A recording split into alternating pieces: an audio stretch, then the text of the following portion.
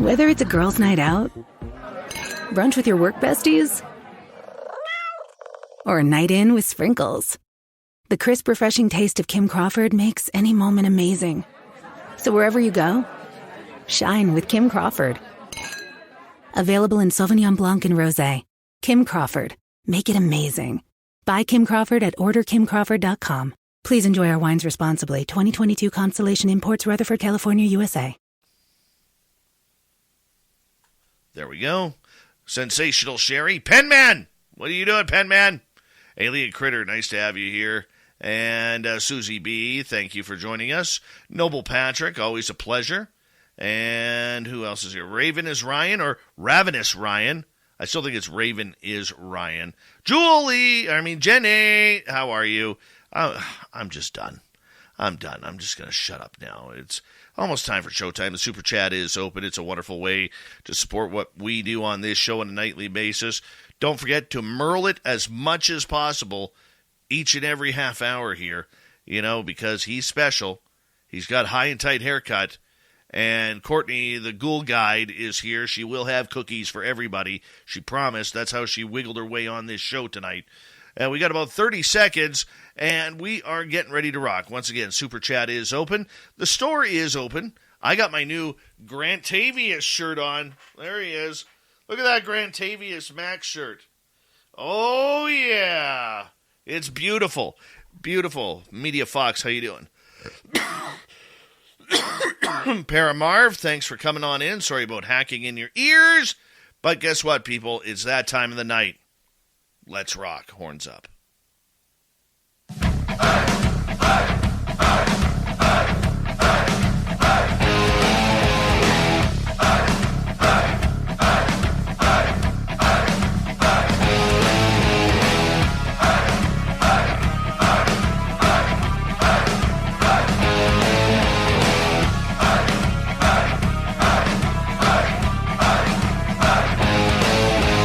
From the mountains of central British Columbia to you listening around the world, this, my friends, is Spaced Out Radio. I am your host, Dave Scott, sitting in the captain's chair of SOR headquarters. We welcome you to tonight's show on our terrestrial affiliates around North America, digitally on Odyssey Radio, TalkStream Live, and KPNL. All of our archives are free. Join us at youtube.com/Spaced Out Radio. Do old Davey the favor, hit that subscribe button. You can follow us on Twitter at Spaced Out Radio, Instagram at Spaced Out Radio Show, and on TikTok at Spaced Out Radio. Our website is spacedoutradio.com, where we have a plethora of features for you. Rock out to Bumblefoot, read Shirky Poo's News Wire. Check out our swag as well. Tonight's show is brought to you by Chive Charities. Help make the world 10% happier by visiting Chive Charities today. You can find them on our website. A power show du jour is what we're ready for. We got Merle. We've got Courtney from the Ghoul Guides with cookies. And we are going to be talking paranormal all night long here. Then in hour number 3, we're going to head to the swamp, where Swamp Dweller has another spooky story for us. And Tim Senor is back for the UFO report. Shirky Poo has the news.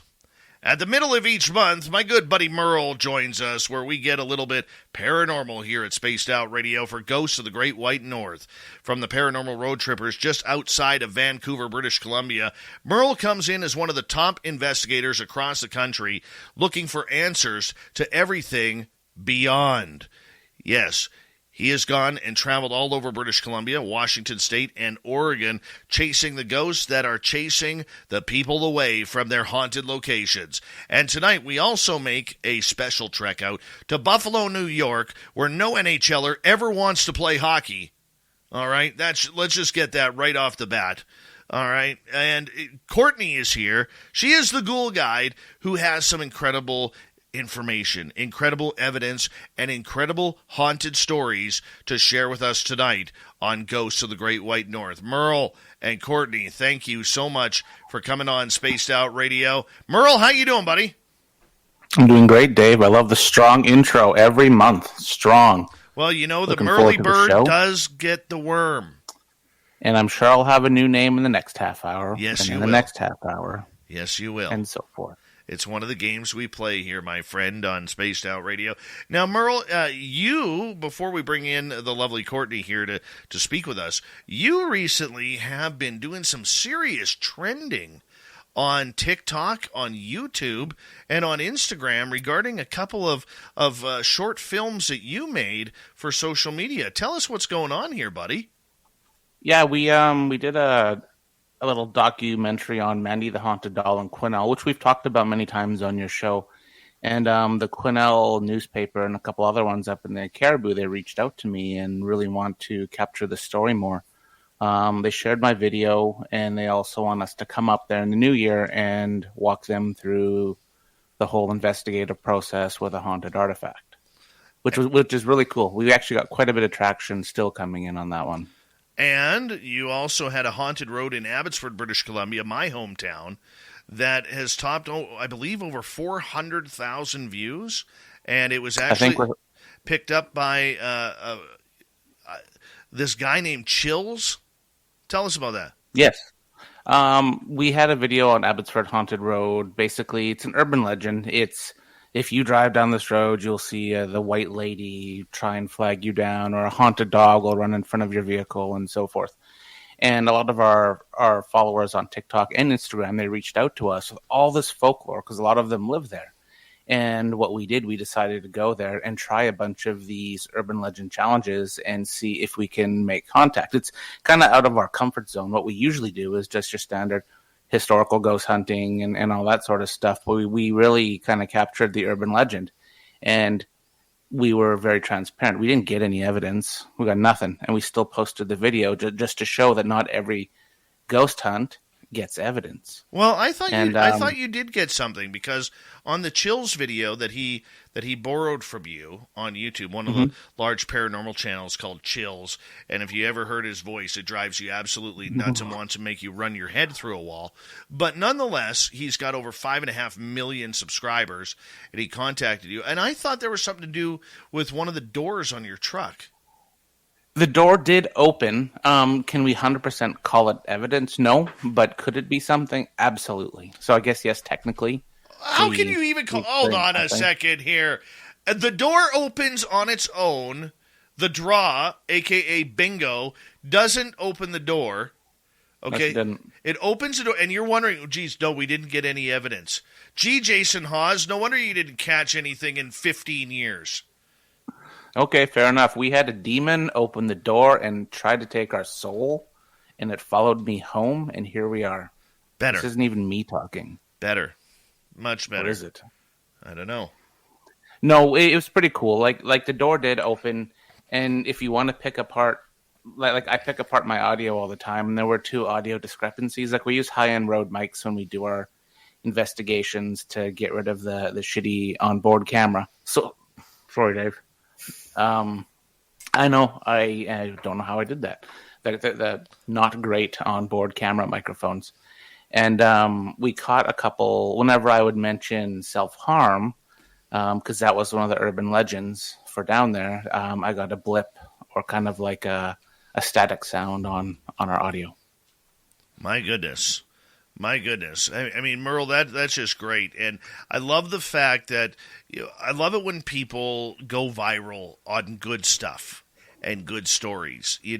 There's no, and I know you personally, there's no playing games. There's no, building up the tension and nothing there. There's no fake evidence or anything like that.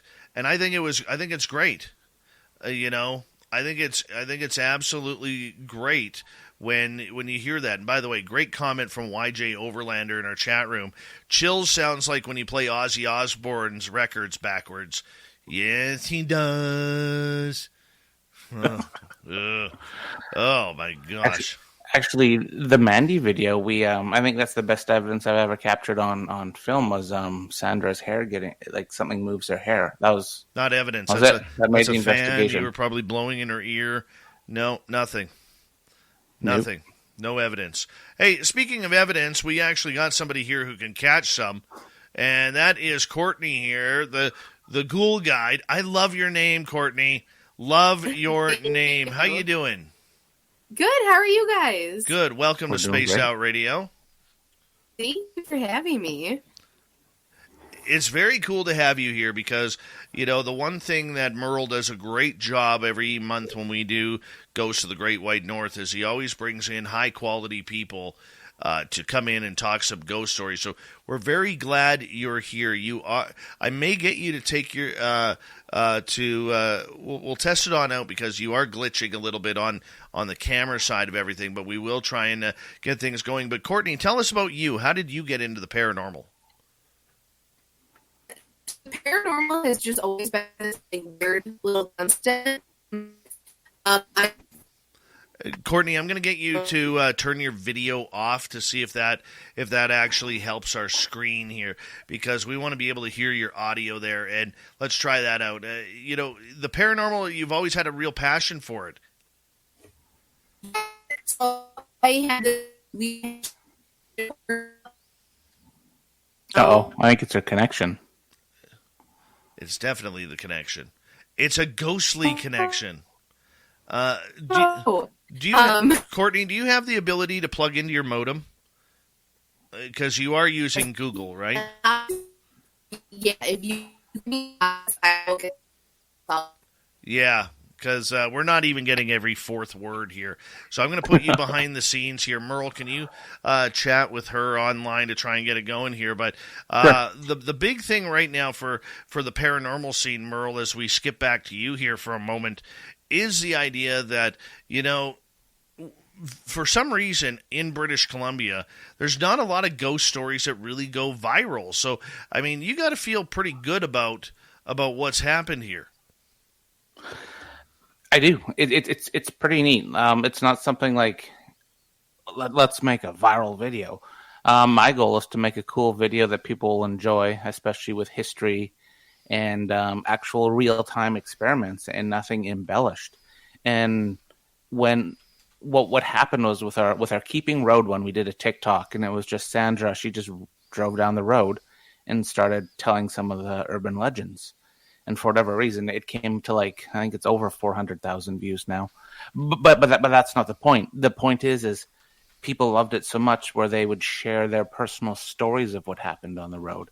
And that's what I really like to know. I want to know the boots on the ground story versus the possible embellished. I want to hear everyone had an experience there. Whoever I don't know if you've ever been on that road when you grew up. Yeah. Yeah. Been up there many times. Yeah, no, and especially, we have another one coming up in September where it's kind of like a true crime. It's going to be similar to kind of Keeping Road, and we're going to do some experiments there. Oh, you're an experiment kind of guy. Who's joining you on that one? Because Lord knows I never get an invite. Do you want to maybe that one, Dave? No. Do you want to come? No, I'm not. I'm not having a sympathy invite. I don't do sympathy invites. It's like, dude, I'm having a real tough time having to go to my nephew's wedding this weekend because I have been excluded from all family weddings and friend weddings for over 15 years. And that beautiful streak is coming to an end this weekend.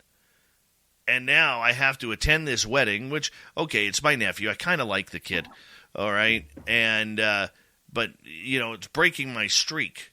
So, I mean, it's like this. Merle goes all over the province, runs all around Dave, even goes north of Dave, and guess what? Oh, yeah, we were talking about it, and never calls me. That's my friend, right here. Right here.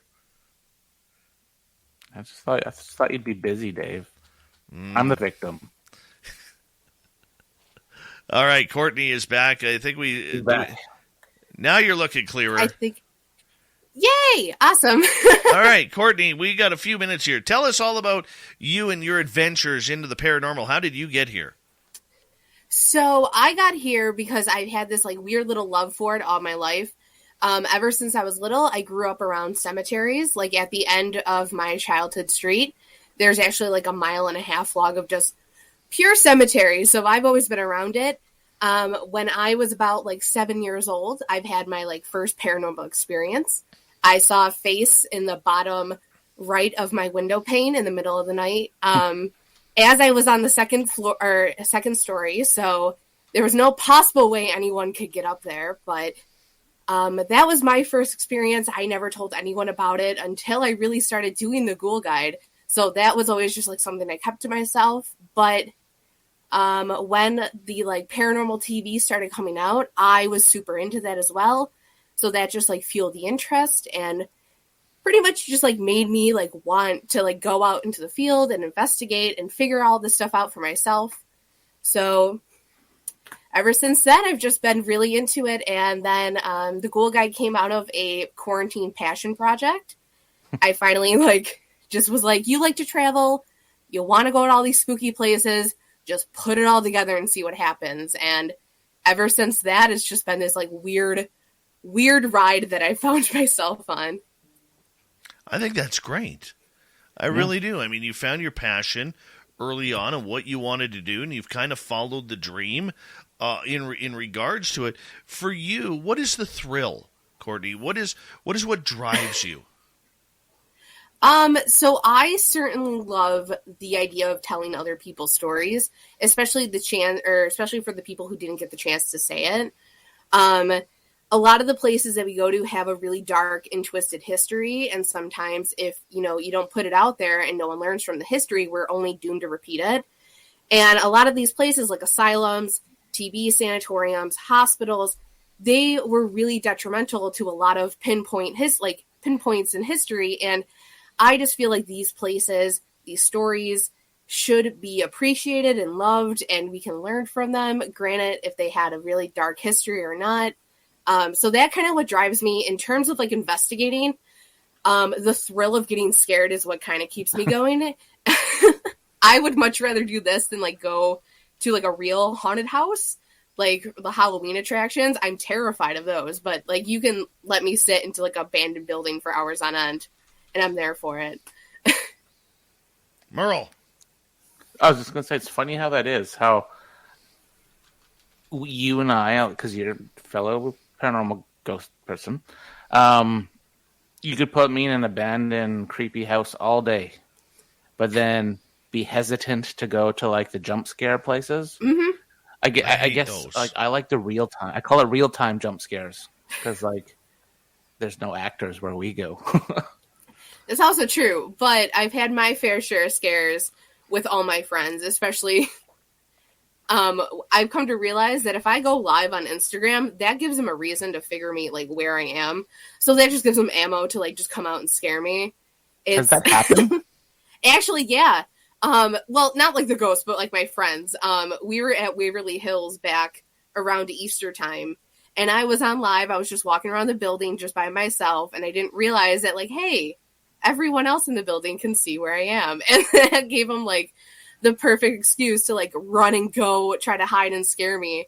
And as I walked on the sun porch, I was like, I feel the safest out here. This is great. And as soon as that like sentence left my mouth, they came running out of a doorway and just scared the absolute crap out of me. What was your first investigation? I know you said that getting into this was like a quarantine passion project, but what was your first and why? So the first one that I like kind of really count is the Buffalo Central Terminal back when I was like a sophomore in high school. So this was probably around 2007. I investigated the Central Terminal with Dave Tango, Steve Gonzalez, and John Zaffis. It was like a paranormal little event. So I did that as like my first major one.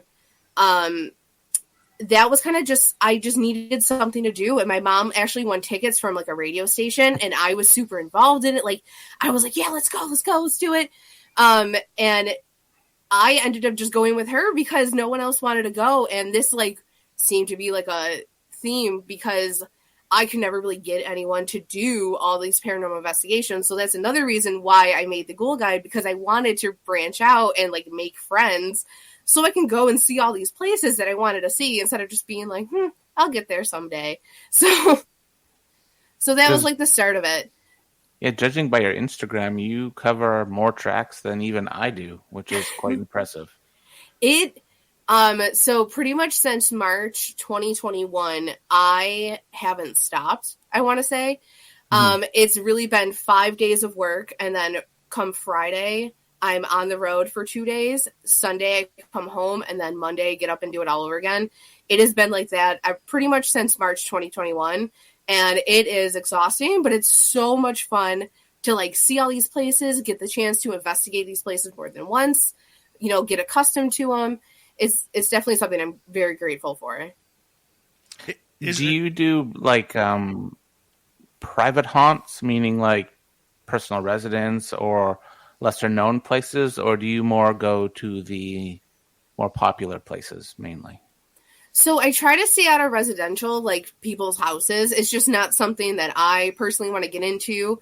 I know there are some people out there who like to do residential haunts, but I am more so of like the lesser known places, in terms of like the old mansions or like asylums and like little like museums and stuff that we have around Buffalo.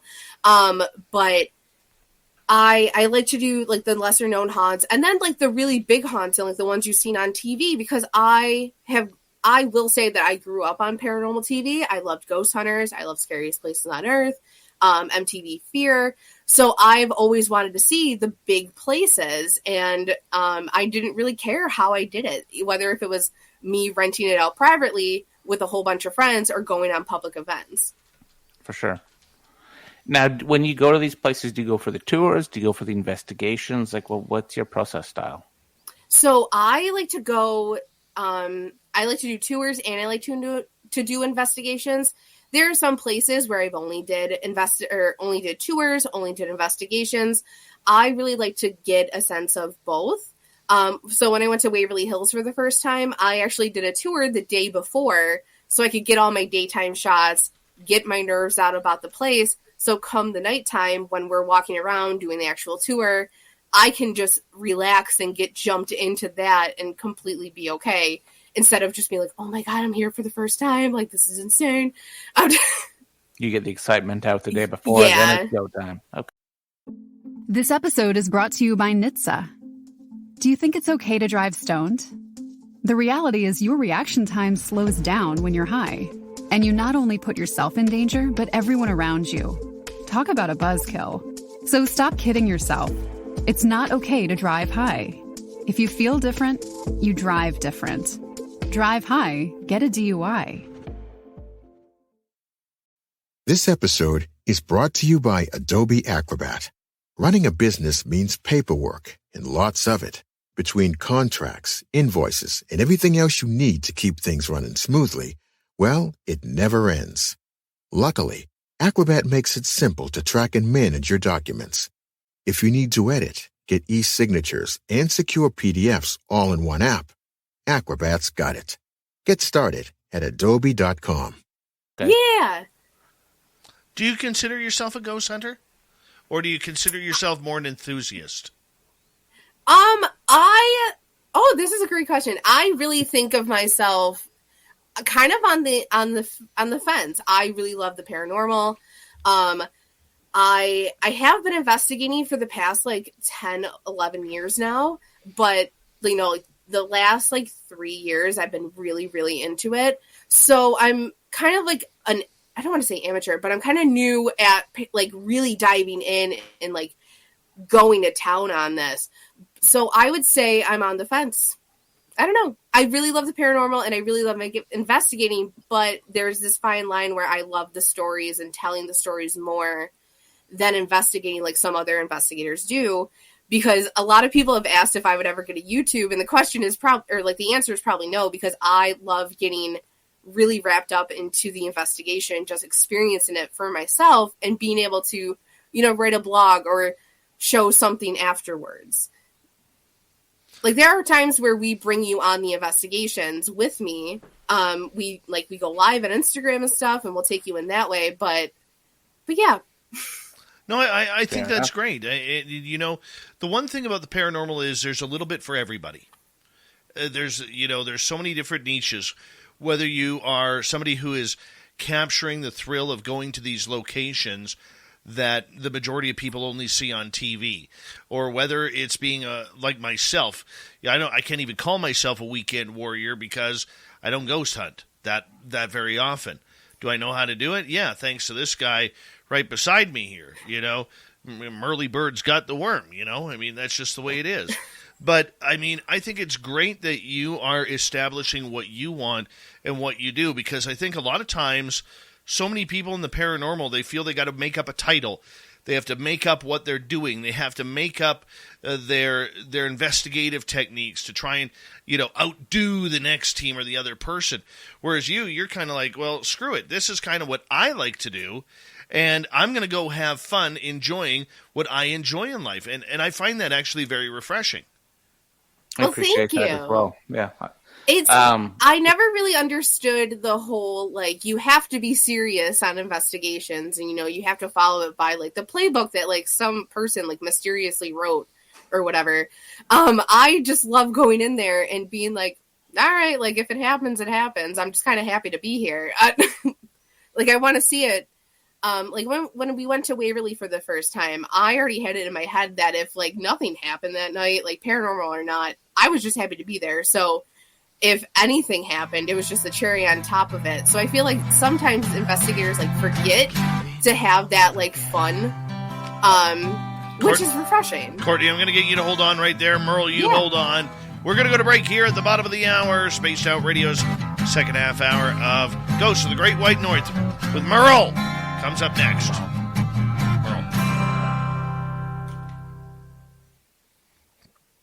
Mr. Cowley. It's Sunday. Welcome back to the show. Oh, Mr. Cowley. Loves his Spaced Out Radio. That's all I got, Merle. You can take it from there. I have an admission, Dave.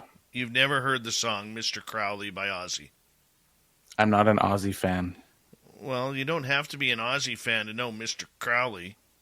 Oh, I know the song. I'm aware of it. You're the kind of guy. Literally, you're the kind of guy who walked around with Flock of Seagulls hair, listening to Faster Pussycat's House of Pain over and over on your Walkman cassette recorder. And it was yellow and water resistant. You got that right. I appreciate how you are, how you just do you when you go to the ghost hunts and all the haunted locations. It's kind of a little fruition I have developed over the last 6 months-ish, because I used to try to be straight. I used to try to fit the mold of the lead investigator or the researcher. But this, you don't need to be so rigid in this field because it's so fluid. You can just take photos, take cool videos, get your EVPs, tell stories. A lot of it's storytelling. Yeah. And that's what I seem to like. Yeah, and some of the things that I've come to realize over the last year and a half of doing the Ghoul Guide, a lot of the times where we had some cool paranormal stuff happen is when we're not even investigating at all, and we're just hanging out. We're either talking, just minding our own business, and then you'll hear all these knocks and taps happening, or you're capturing B-roll, and you go to play it back to see your shot, and you end up capturing an EVP on it. So I just love it for that, because you never really know when you're going to experience it. And if you're so rigid, you got to think of it as if you were a ghost. So if someone wanted to communicate with me and they were just being just so rigid by the books, I would be so turned off. I'd be like, all right, never mind, get out of here. Chapter 4 states to advise the ghost to knock 4 times. If someone told me to knock, I'd do the opposite. And that's just how I roll, though. All right. We're still on, we're on break, right, Dave? Yeah, but the audience can hear us, right? Okay. Tracy Benna, how are you? Ian McFadden, good morning to you, lad. Let's see here. D. Cohen with a giant Merle right there. That's got to feel good, Merle. It feels great, but what I feel, Dave, that You should explain to the guests why, because she's probably like, who's Merle? Who's Merle? Why is everyone saying Merle? Well, if you would stop introducing yourself as Mike or Michael from the Paranormal Road Trippers and understand that people in the paranormal field know you as Merle and call you Merle, and just accept that because your middle name is Merle and the paranormal, your real name is Merle. So if you would just find the acceptance to something this beautiful in Merland, who knows? Maybe people would call you the Duke of Merle. I was waiting for that one. I love that song, though. Uh-huh. Mm-hmm. Mm-hmm. Hey, there's Cable Guy Matt, everyone. Remember, if you see Cable Guy Matt, hit him up for your free piece of coaxial cable autographed by Cable Guy Matt. Limit 1 per household. You cannot buy these in stores. Hit him up today, and hey, if you call him within the next 35 minutes, he will send you not 1, but 2 autographed pieces of coaxial cable by Cable Guy Matt. Hit him up today. 1-800-CABLE GUY MATT. Love Cable Guy Matt. He stopped by my work today. Yeah. Did he? Yeah, Cable Guy Matt and I were hanging on out, And then his wife works at Tim Hortons, so I call her Cable Guy Matt's wife at the drive-through window. Dave, I have a bone of contention to pick with you now that I think about it. Does it have anything to do with our good friend in the chat room kicking off the super chat tonight with 20 American bones right there? That's American money. That's $27 Canadian. Oh, by the way, as Jake likes to call it, Amerikanski money. I know, and I'm going to tell you, Jakester, that's going to buy some serious Taco Bell on Friday night. Serious Taco Bell. D. Cohen, thank you so much, buddy, for that awesome super chat as well. Love the support, guys. It really helps out what we do on this show on a nightly basis. And you got like 3 seconds, so you can't say anything now, Merle. Sorry.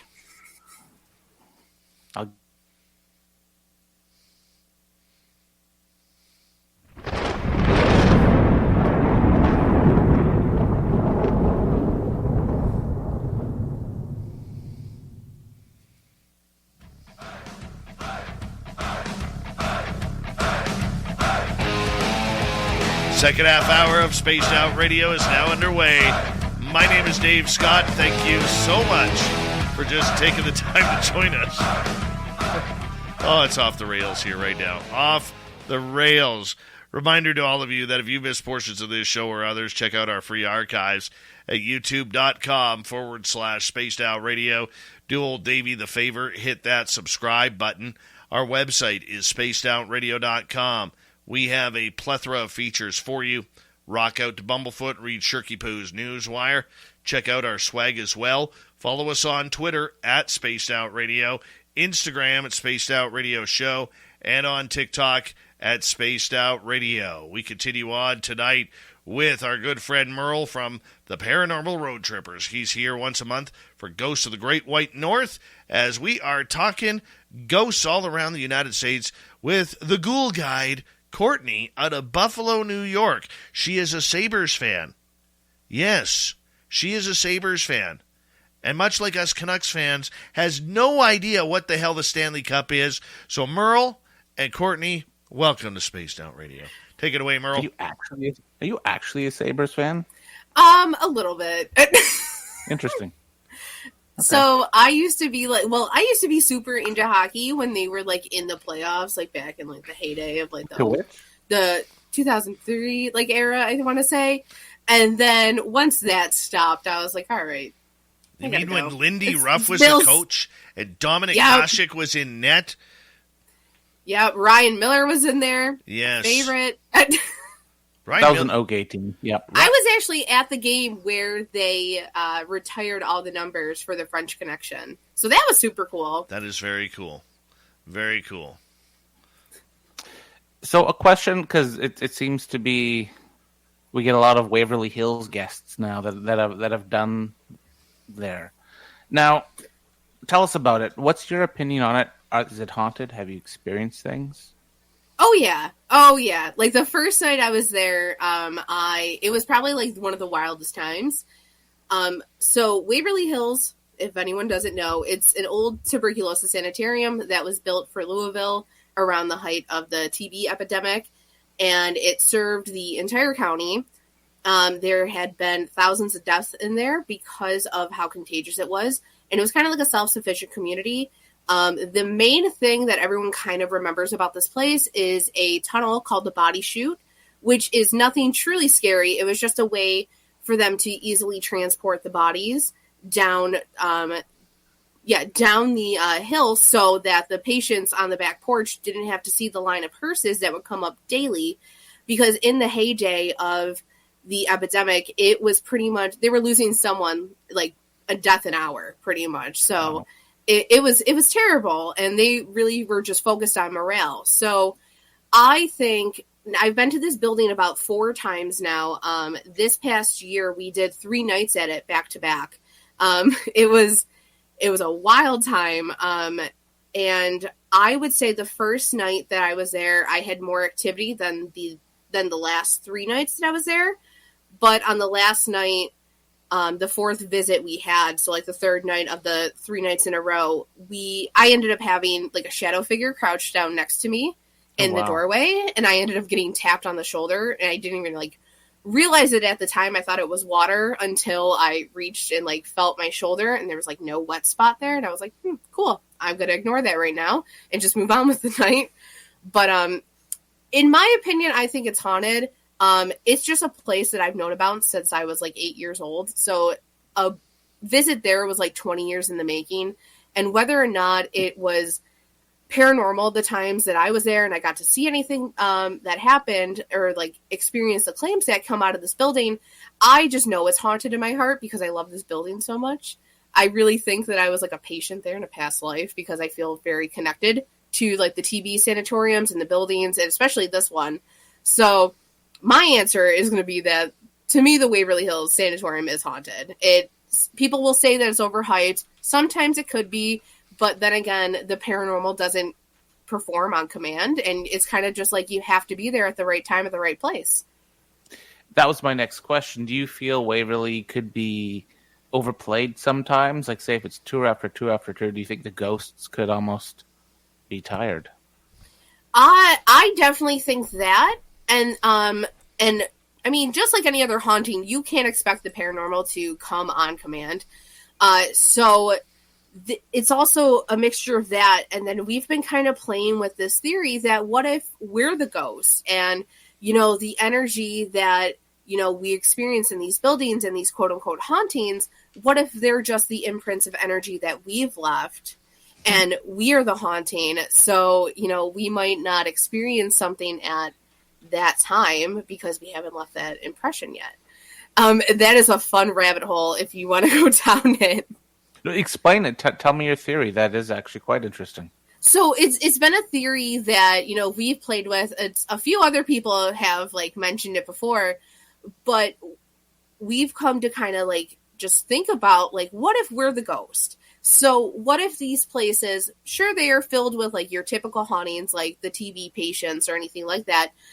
But what if we are creating egregores or, thought form hauntings because we're going into these places night after night, kind of pushing our own energy, our own scared energy, our own, beliefs into this place.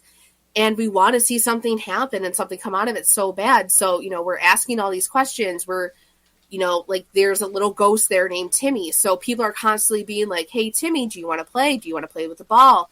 Like, can you say Timmy back to us? So who's to say that we are not creating this Timmy that is there because we're putting all of our energy into this thought form? So that's fun. And then another way we can kind of spin it is that when I visited the Indiana State Sanatorium about this time last summer, at one point there were 7 of us sitting up on the stairs, and we saw 2 flashlights come into the room.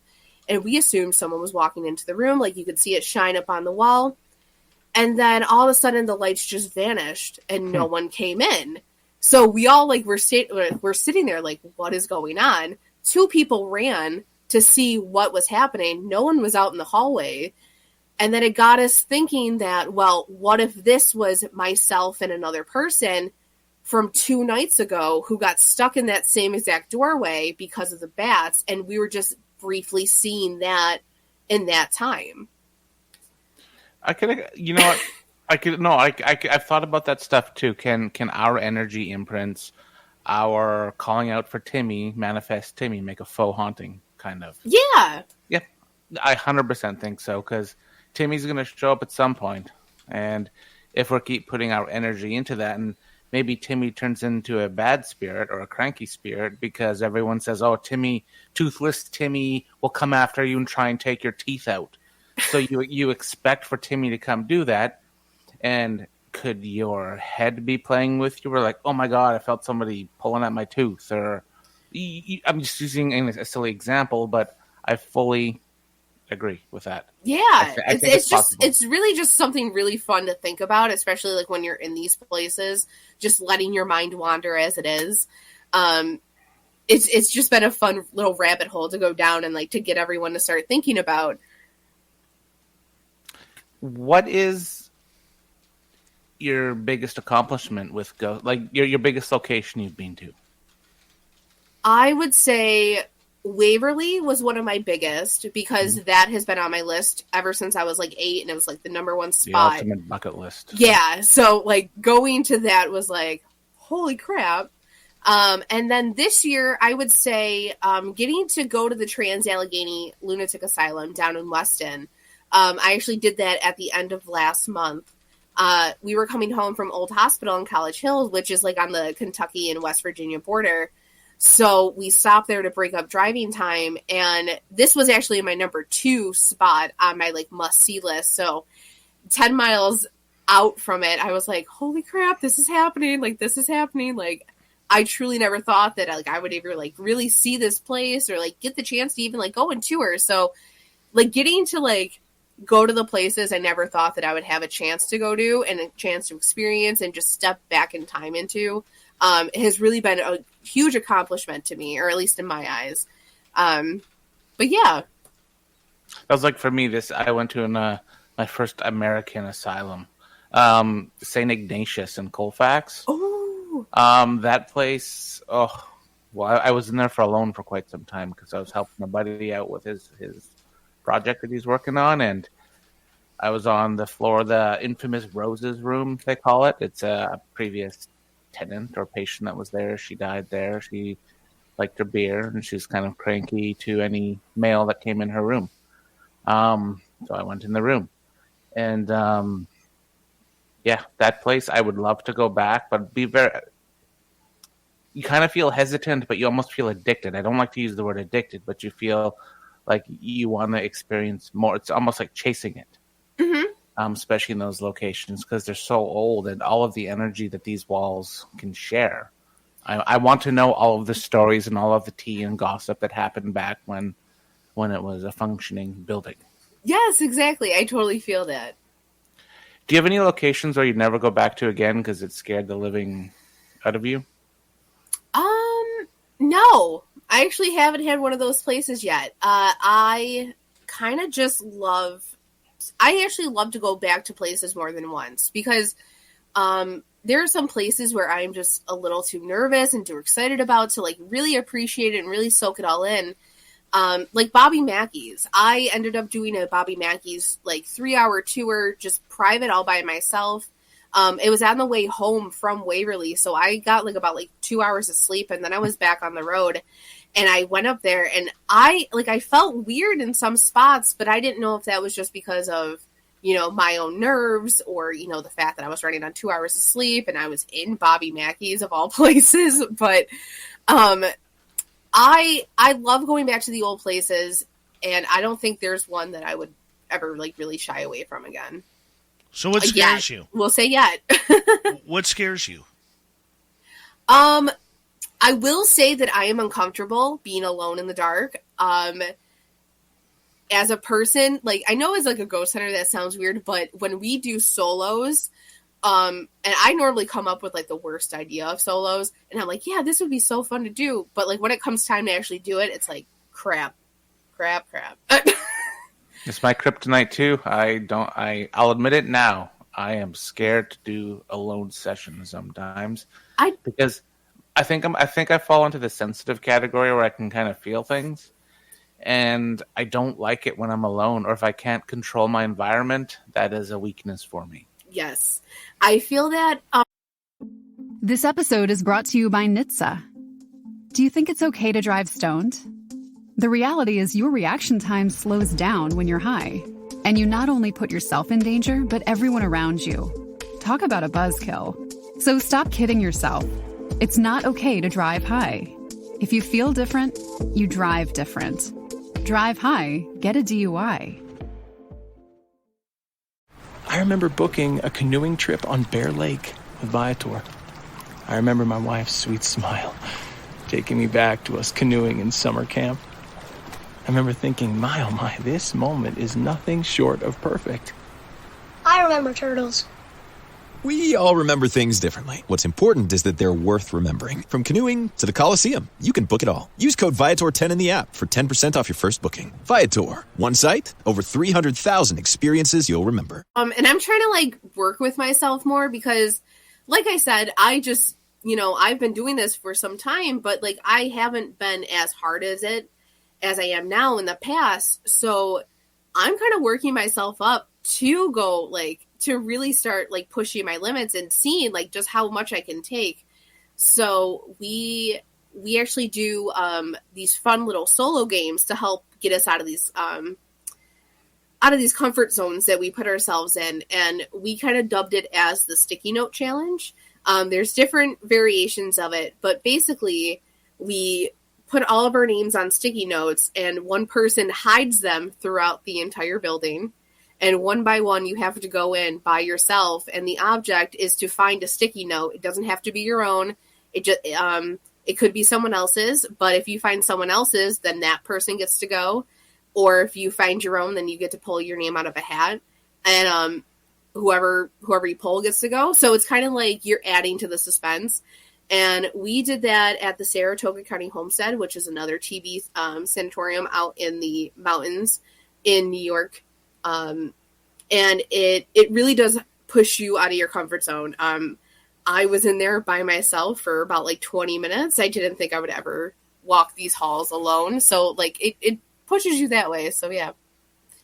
Now, are you the Google Guide, or do you have a team that you are a part of as well? The Google Guide is a one-woman show. I drive myself to all these locations. I investigate. I don't want to say all by myself, but I have a group of friends that I've jumped onto. They're some of the greatest people that I've met throughout this journey, so I'm so very grateful for them. But for the most part, it's pretty much just me and a handful of friends who have their own things going on, but we kind of all work together. I think that's awesome. Cool. I think that's really cool. Yeah. Because like a pack of you going around. It allows you to focus on what you're doing. It allows you not to have to abide by some pseudo team's rules or guides on how to investigate when you want to do what you want to do. And I think it's fantastic, and good focus. Very good focus. Well, thank you. The friends that I've gathered, I've actually ran into my friend Steve. Our paths have almost crossed at least 4 times without us even realizing, up until we started talking on Instagram. So, we kind of just connect through Instagram, and then he has a company called Haunted Nights. It is a paranormal event company that he runs by himself with his friend Dylan, and he was actually my ticket to Waverly, and I bought a ticket to his event the month before to make sure he wasn't a murderer, because I was just going to go down to Kentucky with some random person I met on Instagram to go ghost hunting. And it just kind of took off ever since. And, everyone's kind of friendships evolved from these public ghost hunts that he puts on. So, I mean, who would have thought that ghosts would have brought a whole group of friends together? Would you consider yourself an influencer in the field? That's my new question I ask to people. So I know a lot of people would, but I personally don't think so right now. I just really like to tell stories, and I kind of just like to have fun. So this is like me doing the Ghoul Guide is me having a way to show you just all the thoughts and how I view these spaces, just to get them out of my head, and because I want to share like the history and stuff with you guys. So I'm not here to like influence you on how you investigate or how you do this, but if you want to like take me as an influencer, then so be it. But I personally don't think of myself as one. I just think of myself as a normal human being who likes all the spooky crap and just try to have some fun. You nail it out of the park with the stories and the photos and the videos. Like today when I asked you, I'm like, what kind of camera are you? It's an iPhone. And I'm like, why doesn't my iPhone videos look that creamy? You know, like perfect. Well, thank you. It really like just hearing like how some people like see my account is just mind blowing to me, because I really started this just as a way to get, you know, my thoughts out and like a way to connect. I really gave myself like until March to do it. I didn't really think it would stick with me, and I didn't think it would go, because I didn't really think anyone would like care to like hear another person just talk about the same old history, but something clicked, and it's just been a wild ride since. So I really thank anyone who's just joined the journey, who's loved the content, because you guys inspire me to keep going out to these places and keep wanting to tell these stories, because it's so much fun. Exactly. And you've done the Conjuring House, correct? No, I haven't. No, that's one on my list, though. Okay. See, right. I'm going to tell you something, and I mean this with all compliment to you. Mike knows, and if you watched any other The Ghost of the Great White North show, I'm not a big fan of the paranormal. And I hate all the popular spots, because it just seems like every ghost team bases their team on, we went to Waverly Hills or Bobby McGee's or Gettysburg and all this kind of stuff. You know, but what I'm saying to you is this: you're different. And I like that about you. The fact that you're beating to your own drummer, that you're going there to show other people, whether it's on Instagram, Facebook, or whatever, to show other people what it's like on a paranormal journey in these locations that everybody in the paranormal world tries to brag about. Oh, like, you wouldn't believe how many times Merle and I over the years have had people on, yeah, well, we're going to Waverly Hills and we're going to bring all of our gear. We're going to get some serious evidence. Merle, it's happened more times than not, Courtney. But I think you are a breath of fresh air for the paranormal. It's like an old hockey broadcaster here in Vancouver, Jim Robson. When he was broadcasting, he always had in mind the shut-ins and those with disabilities who couldn't make it out to a game, especially the blind. He felt it was his job to portray a picture in their mind so that way they felt what it was like to be at the game. And I see you doing that with the paranormal in these locations. So I may not like the locations, because it's like, really, do we have to hear about Waverly Hills and all these places again? But looking at it now, at how you're doing it, it's refreshing, kiddo. It's really refreshing.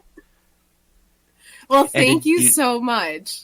Did you notice she didn't go into, well, I got the EVP that stated I'm the demon. She went right into the history, which is what I think you and I appreciate. Yes. And you went into your personal experiences versus the flex of Waverly. And that's what Dave is saying. And then you just do you, and that's yeah. Well, thank you. I really do appreciate it, because there are days where I'm just like, I don't know what I'm doing, but here's a picture. Like,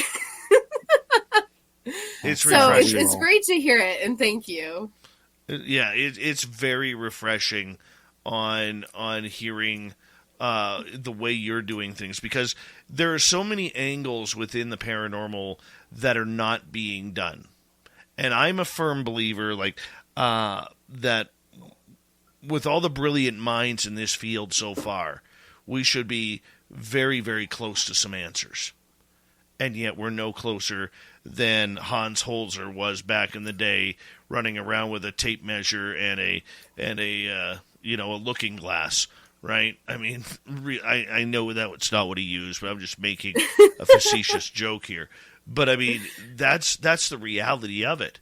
And I think it's, if you can find your niche and do what's fun for you while enjoying what you are accomplishing, go for it.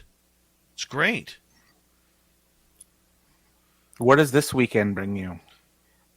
So this weekend actually brings me to Crescent Sanatorium, which is another TB sanatorium down in Pennsylvania, but it's been turned into a medium security prison that has been recently closed down, I want to say in like 2010.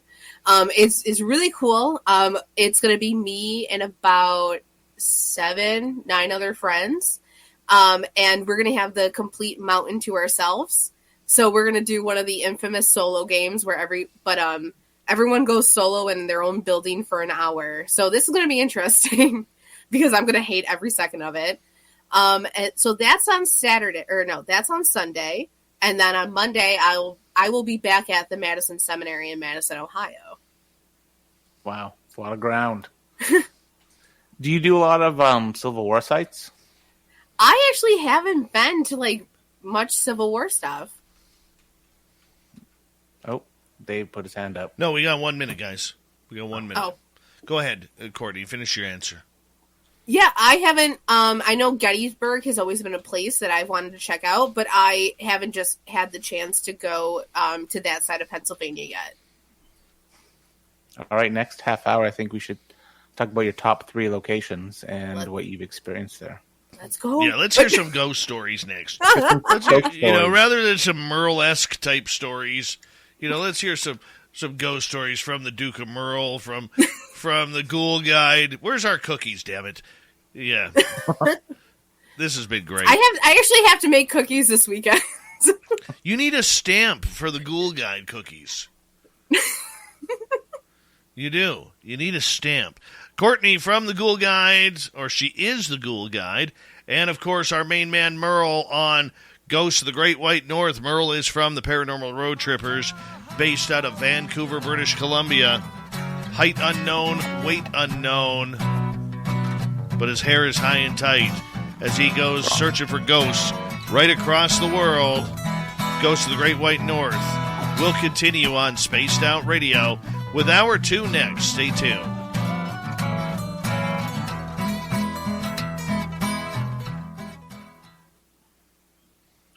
All right, we're clear.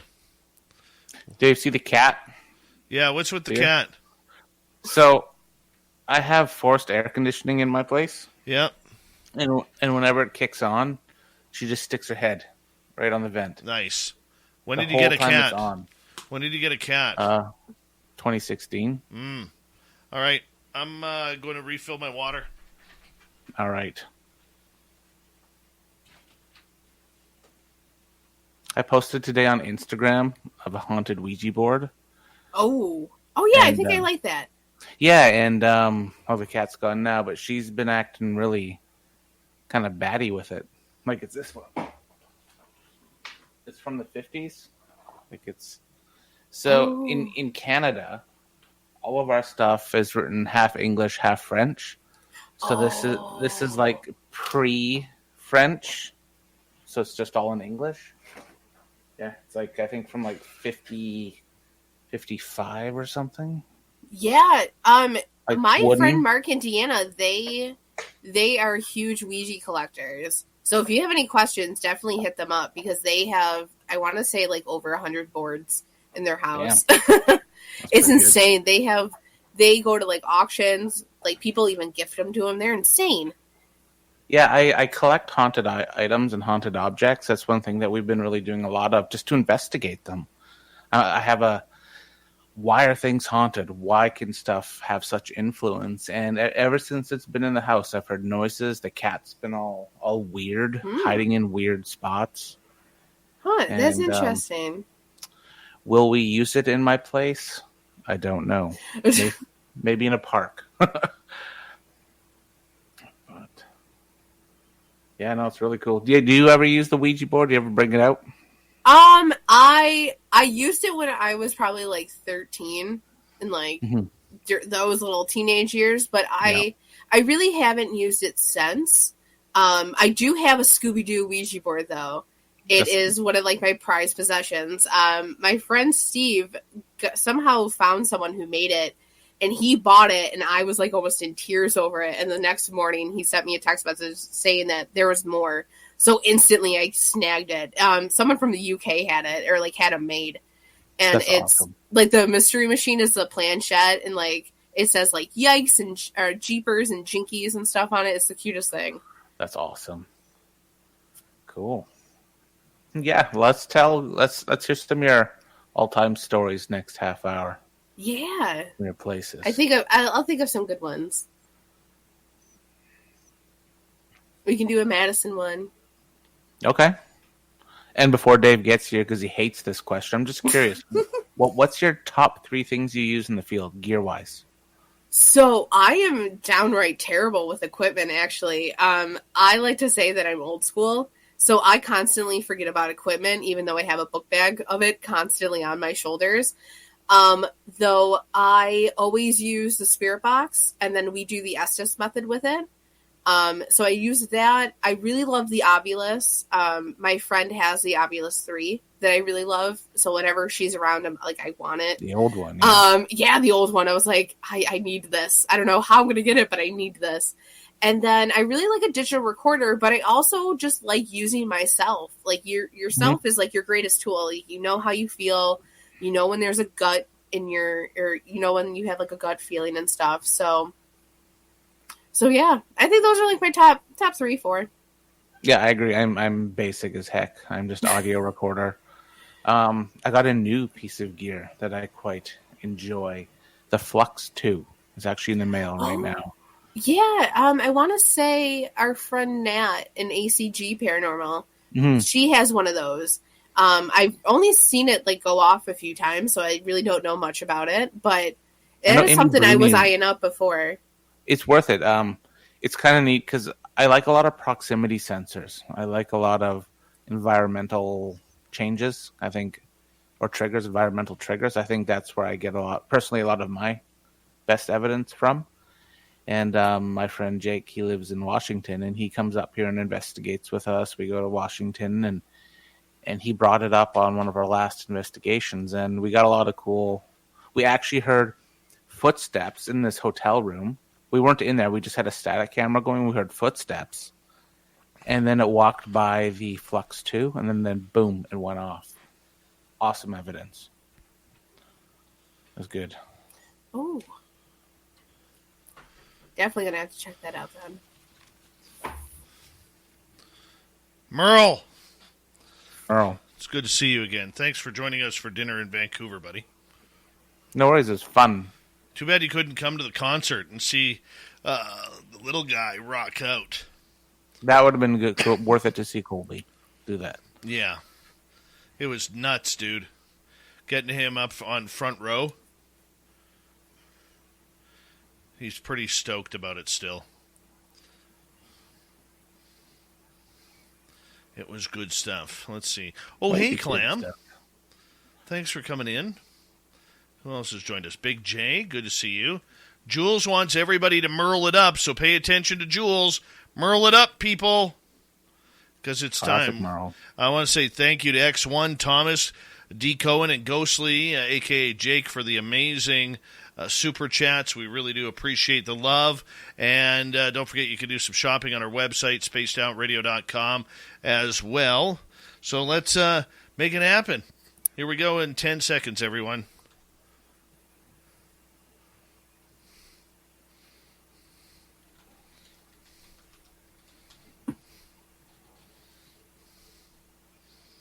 Here we go. You're listening to Spaced Out Radio with Dave Scott. Follow Dave on Twitter at Spaced Out Radio and on Facebook, Spaced Out Radio Show. Here we go with hour number 2 of Spaced Out Radio tonight. My name is Dave Scott. Thank you so much for taking the time to join us We very much appreciate earning your listening ears wherever you are on this beautiful planet we call Earth. Hello to everyone listening in on our terrestrial affiliates around North America, digitally on Odyssey Radio, TalkStream Live, and KPNL. All of our archives are free. Join us at youtube.com/Spaced Out Radio. Do old Davey the favor, hit that subscribe button. The Desert Clam has set the password for tonight in the SOR Space Travelers Club. We have Pactolian. Pactolian is your password. Use it wisely, Space Travelers, as the Clam sets the password each and every night right here on Spaced Out Radio. Our website is spacedoutradio.com. We have a plethora of features for you, including rocking out to Bumblefoot, reading Shirky Poo's Newswire. Check out our swag as well. Follow us on Twitter at Spaced Out Radio, Instagram at Spaced Out Radio Show, or on TikTok at Spaced Out Radio. The Paranormal Road Trippers, Merle is back from Vancouver, British Columbia, where we take a look around the world at the ghosts that haunt us. We call this the Ghosts of the Great White North. And if you missed the first part of the show, you're definitely going to want to check out our archives. Merle has brought in a special guest tonight from Buffalo, New York. Courtney, she goes by the Ghoul Guide, who takes tours around some of the most haunted places in the United States and lets you follow along while she goes live on video for it. I love the idea. Merle, Courtney, welcome back. Hello. Thanks, Dave. Courtney, you've obviously been around to a lot of locations, a lot of places. You know, what are some of your favorite hauntings? Go into detail for us. Ooh, so I have had the pleasure of visiting a lot of places recently. But if I had to pick a top three, I would say the top three scariest places that I have been would definitely be Waverly Hills, of course, but also the Saratoga County Homestead out in Galloway, New York, which is on the other side of the state from me. And then there is also the Madison Seminary in Madison, Ohio. What ones do you guys want to hear about first? Merle, you go ahead. I want to hear number 2 first. So the Homestead. The Homestead is an old TB sanatorium out in Galloway, New York. It has been it's a beautiful building that has sadly been left abandoned longer than it was in operation. It started out as a TB sanatorium, and then as the epidemic waned off with the cure, it turned into a nursing home, and then it closed down in the 70s, and then has been left just sitting abandoned in the middle of nowhere in the Adirondacks. It is a glorious place, but it is pretty much a former shell of itself. It's kind of really sad to see just what it could have been. If you're on my Instagram recently, I've been doing before and afters with old photos that the historian from the town has given us or given. We're always celebrating something in summer. Weddings, birthdays, showers, graduations, Wednesdays. The list goes on. And finding the perfect gift for those celebrations can be tough. Or at least it was. Because now there's Drizzly, the #1 app for alcohol delivery. With Drizzly, you can compare prices on the largest selection of beer, wine, and spirits, then send them to that special someone in under 60 minutes. Or scheduled up to 2 weeks in advance. It's basically the ultimate gifting cheat code, because drinks are basically the ultimate gift. Think about it. When's the last time you returned alcohol? Never? Exactly. So if you're looking to spend more time celebrating and less time gift shopping, download the Drizzly app or go to drizzly.com. That's DRIZLY.com to find their favorite drinks without breaking the bank today. If you look for it, every day has cause for celebration. Celebrate a friend for their promotion, baby wedding, life thing. Celebrate yourself for keeping the couch warm. It's no easy feat, especially if it's a big couch. Or maybe you just want to celebrate living in 2022, where you can get beer, wine, and spirits delivered from Drizzly in under 60 minutes without leaving said couch. So download the Drizzly app or go to drizzly.com. That's DRIZLY.com. And get your favorite drinks delivered today. And access to, and I had them blown up and laminated, and I've been going into some of the rooms and giving you a before view and an after view of what it looks like. So you can look there.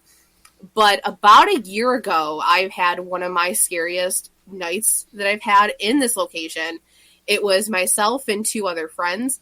We were the only people in this massive location, and the night started off relatively fine. We started off in the basement, and in the basement there is a spirit of the name Charlie, who is the former maintenance man who just hangs out down in his little workspace, kind of keeps an eye on things. And I don't know if it was him, but we decided to go lights off, and we were on Instagram Live the entire time this was happening. So everyone watching was just in the investigation with us, and we went lights off. We let our eyes adjust. We probably had the lights off for about five minutes at this point, and I was standing right next by the threshold.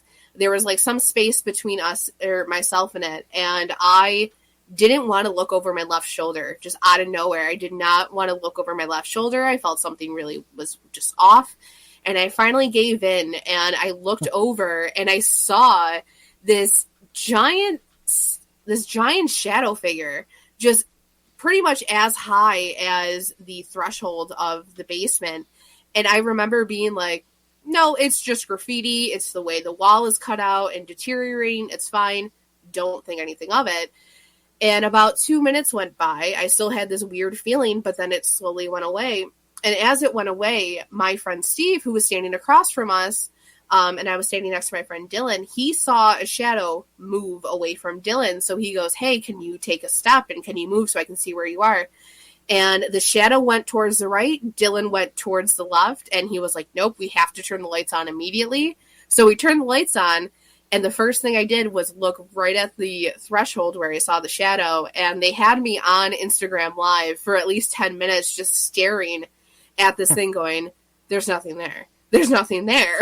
Like, I was just like full on panicking. So we had that happen. We moved up to the second floor, and the second floor is pretty much like one of the most active spots in that entire just area, like the entire second floor. It's the weirdest thing. So we had a digital recorder that we left in the children's wing. We left it there for about 10 minutes. In theory, there literally should be nothing on it. It should have captured anything.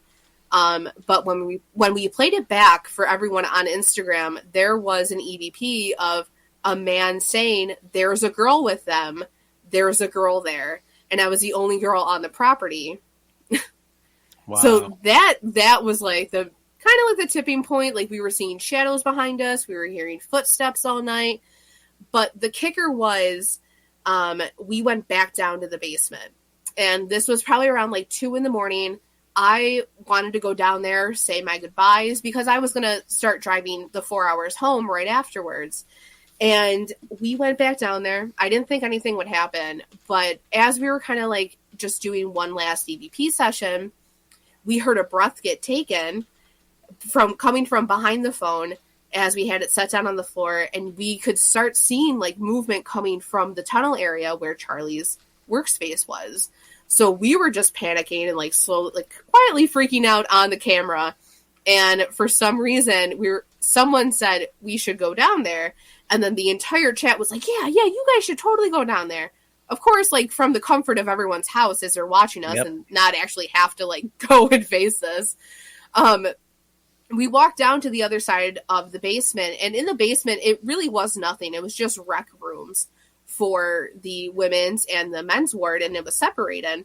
So we walked down through the little tunnel area, and we go to the women's side, and we're about to set the phone down, and we hear this dragging noise of some sense. And our friend Steve goes, okay, I've heard that twice.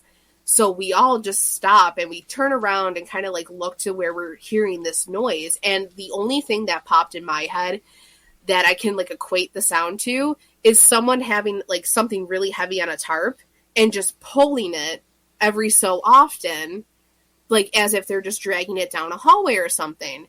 So I instantly freak out because we're in the middle of the woods and I'm from the city. So I know nothing about animals, and I know there's coyotes there and bears. So I looked to my friend Steve and I was like, what is that noise? And he's like, I have no idea. So he captured my fear face, and I just instantly just lost all color. And I was like, we need to go. We need to go right now. We started walking back as we were leaving and just trying to leave the area in case it was an animal. and we stopped in the hallway, and we could hear the noise following us. As soon as I heard it following us, I took off. We like ran outside into his car. We did a lap around the back and like try to see if any of the motion sensors were off or any barricades we put up were kicked in. Absolutely nothing was touched. There was no way like those noises could have even happened in my mind. And the boys actually went back the next morning. So about like maybe 6 hours later to do tours, and they looked through that entire basement and there was nothing in that area. There was nothing that could have really even made that sound. So that whole night was just insane to me. And it's like one of the scariest nights that I've had in that building. It's a lot of act. Yeah, that would be, especially if you're capturing all that. Have you ever been followed home? Because you said that you drove. Sometimes you'll drive home immediately after, like late at night. Have you been followed? I don't think I've been followed. So unless I have, and I just haven't been paying attention to it. I also kind of like live in a paranormally active house. So if anything, I kind of just like chalk it up to the passing spirits from like the cemeteries and whatnot. Which is fine, but I really don't think anything has followed me home. If I do feel sketched out at some of these places, like I remember at Bobby Mackey's, I did it just because of like the lore, and I was also like not trying to kick anything home if that whole legend of Bobby Mackey's was true or whatever. I wipe my feet 3 times and say whatever stays here must remain here, and that's just kind of like a little like kind of like an ease of mind, I guess you can say. And I have black tourmaline in my car just for my own peace of mind for like when I'm driving and stuff. But yeah, nothing's followed me home yet. All right, number 3. So Madison Seminary is a weird little place out in Madison, Ohio.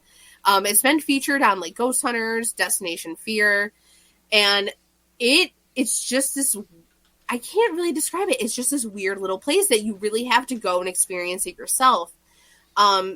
It used to be a reform school for boys where, you know, they named it the seminary because a lot of the boys going into the school here turned into priests.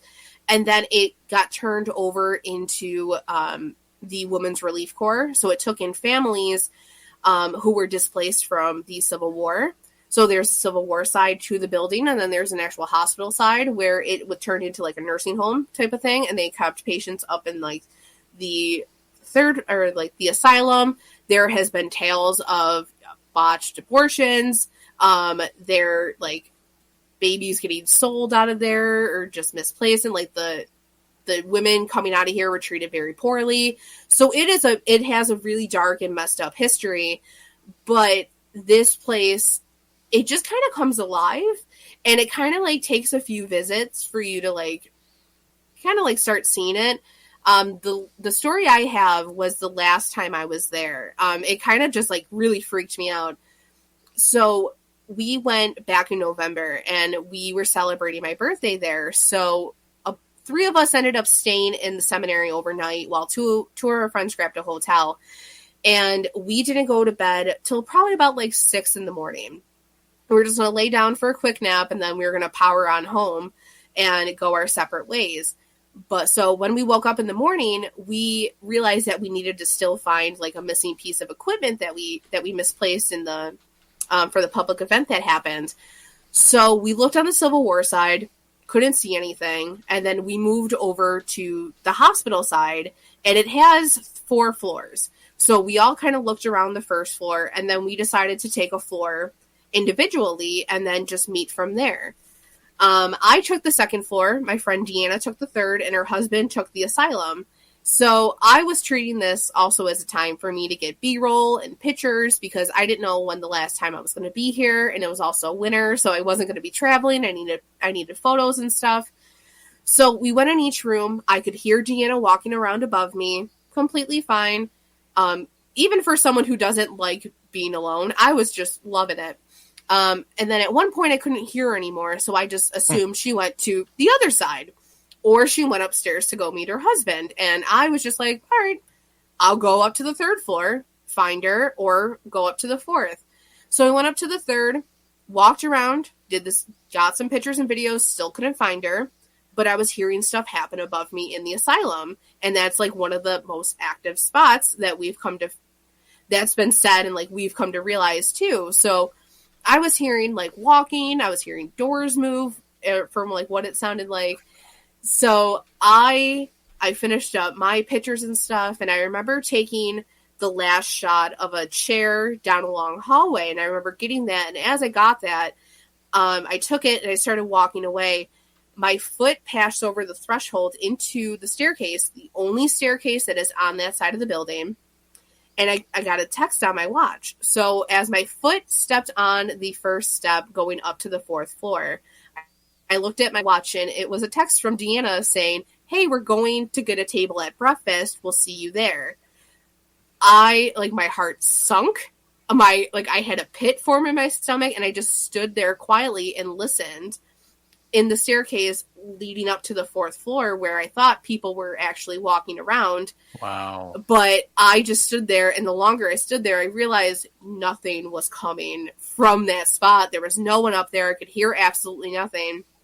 And part of me regrets not going up there, but I turned around so fast and ran down the stairs. I probably didn't even touch a stair. But I ran in there, and I busted open the door, and they had their hand on the door leading outside right as they were about to go. And I was like, "Where were you guys?" They're like, "We've been here." I was like, "No, where were you guys?" Like, something was going on. Like, I need to know. And they're like, "No, we were here for like I don't know, like the last 5 minutes." I didn't hear them walk down the stairs. I didn't hear their voice. I didn't hear their shoes on the steps or anything like that. So it just boggles my mind how I didn't hear a single word they said or did or moved. And I'm just like, holy crap. Do you feel you could have had time loss or even some sort of trance out session or something happened to you? I don't think so. I've always wanted to experience time loss, as scary as that sounds. I just want to experience it because some of the stories that come out of it are crazy. But in that moment, I don't think I had experienced anything. I think it was just me being naive, just wandering around a asylum or a haunted hospital in the middle of the morning, just kind of taking the last moments in, and things just happened at the right place at the right time. Number 1. Oh, so Waverly Hills. The first night that I ever went there back in March of 2021 was probably one of the scariest nights that I've had. I didn't expect it for it being my first time at Waverly. The story I would tell is the last hour and a half of the night kind of popped off for us. It was myself and 3 other people in the body shoot. We had a group of about, I want to say 10 that night. And this was all people we met on Instagram. So we were pretty much just meeting for the first time. And it was me and 3 other people. And we were kind of hanging out in the body shoot. The rest of the group had no idea where we were. We all just had walkies. So we were going to communicate that way. But the 4 of us were down there. We were taking pictures, kind of just hanging out in the space. And we put our recorders down. We were about to, do a REM pod session or get it out and see what could happen. And I remember someone stopping their recorder, and I looked at mine on the floor that I just put down, and I was like, "No, I'll keep it going. It's fine." And I was sitting on top of the body chute, where the stairs are. If you don't know what it is, it's 2 stairs and a landing, and then 2 stairs and a landing on one side, and then on the other side it would be a concrete slab, and then 2 tracks on it for when they had the gurneys and the things that hauled up the materials from the bottom. But the tracks aren't there anymore. So I had my recorder sitting on that. And for some reason, I couldn't stop looking at the door. I just had this weird gut feeling that either something would poke itself out or we were going to get chased down it for some reason. And what sucks is that that's the only way in and out of that space. So someone believed that they heard something coming from the bottom of the hill. So I finally looked away from the entrance and looked towards the bottom. I had my recorder going. It was probably recording 10 pure seconds of silence as we were just listening to see if we could hear anything again. And as my recorder flipped over to a minute, all you heard was this giant door slamming followed by 4 girls screaming absolute bloody murder because we were so involved in like looking down the other side of the tunnel that it just came out of left field. At one point someone was like, "What was that? I don't know." And one person ran towards it. We were like, "What are you doing?" And we were like, "Well, we have to figure out what it was." So I ended up running with the other girl, and we just darted. I thought it would be the door leading to the hospital in from the little walkway. But come to find out, it was the emergency exit door, and the motion light outside was actually on too. What makes the story even worse is that the other group had no idea where we were. They didn't even hear the door slam. They didn't hear us scream, and they didn't even have their walkie on them. So after that happened, we tried to like hang out there, see if we can like contact anything that, you know, like slam the door or whatever, but nothing was coming through. So we were all hopped up on adrenaline and we started walking. I remember having the walkie in my hand and I like jokingly said, you can't ignore me. And I don't know if like the ghosts that were messing around with us that day, like took that as like a warning or whatever. It was like, well, we'll see about that. We walked past the morgue and we were going to go try to find everyone. And I remember being in the staircase. I was about to like turn the corner and you could just hear what sounded like 2 girls giggling. And then out of nowhere, it was just metal scraping across the floor. I heard it clear as day. I can still hear it in my ears now. And I was like, holy crap. That's the body tray, like coming out of the body cooler. Like that's a claim that's been known to be heard and known to happen. So I instantly thought that, but we went back there, couldn't figure it out. We tested the chair that was actually outside of the morgue and that sounded just like it. So we went on that. We were freaking out. We went back to the staircase and we were still hearing these voices. And I was calling up. I was like, guys, if you can hear us, like, this isn't funny. Like, you have to let us know if you're talking. Like, where are you? And, like, no one would say anything back to us. And we were, like, screaming up to them. And it probably took about, like, 2 minutes later that we were walking and was like, hey, like, were you guys yelling? And we're like, where have you been? Like, and then we kind of rounded out that night with this thing called the Waverly Challenge. So if you ever go to Waverly Hills, it's this fun little challenge that you can do where you're supposed to do it by yourself, but this night we were just all scared, so we did it like 3 by 3. You're supposed to do it by yourself, sometimes without a flashlight if you want to go hardcore with it, or if not. And you walk the floors up into the 5th floor, and then you have to walk all the way back down by yourself. So when we started, it was my 3 friends. They started up at the 5th floor. We knew that they were starting, but we didn't know where they were. So they went up to the 5th floor all by themselves. And as I was still getting ready, they were claiming that they saw a flashlight beam in the staircase and heard my voice. So they assumed I was coming up the stairs, but then they gave it a minute. I never showed up. 2 minutes after that, I was the one on the walkie saying, hey guys, we're on the 1st floor. We're going to start now. And that scared them. So we walked floor by floor. We ended up meeting up on the 3rd floor. And my group got there first. So as we were walking, we asked the question, like if you see something down there. And Courtney, I'm going to get you to hold that thought for just a couple seconds here, because we need to go to break here on Spaced Out Radio. It's going to be good times as we continue with Ghosts of the Great White North with Merle and the Ghoul Guide, Courtney. We'll be back right after this. All right, we're clear? Perfect. We'll have to finish that story when we're back on. I want to do the Waverly Challenge. What do you win? Oh, wait. We'll ask that later. You win bragging rights. Okay. I used to be a runner. It's actually funny. This time around, we did a glow-in-the-dark Easter egg hunt there because it was the day after Easter when we went. So we all split up and just went to town. That works. I want Dirty Filth's drawings for tonight, especially the cat wrangler one. I like that one. Well, let me pull it up here. Let's pull up old Dirty here. Oh, yeah, Dave, I forgot my bone of contention. Where's my Merle swag that you keep promising me? You know what? It's tough, dude. It's real tough right now. And the reason why it's tough right now is because I'm a forgotten soul. Oh, here we go. I'm a forgotten soul. I'm more forgotten. Jerry Elmore, how you doing? Ross Lambda. Commonwealth Andrew.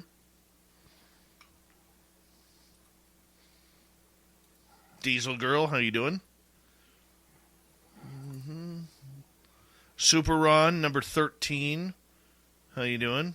Andrew, how's the gnome trucking?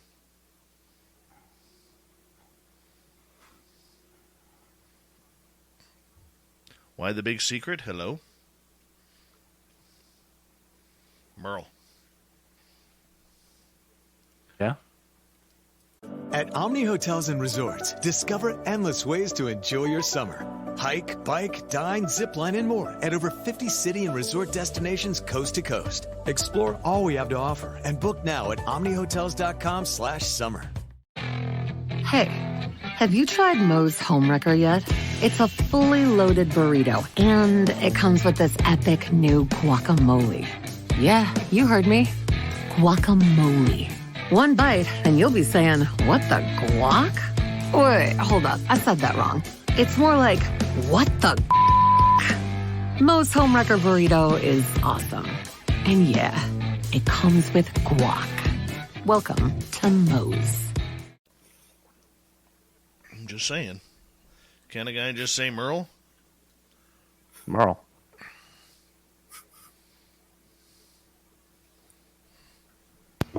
Merle. That's a strong drawing.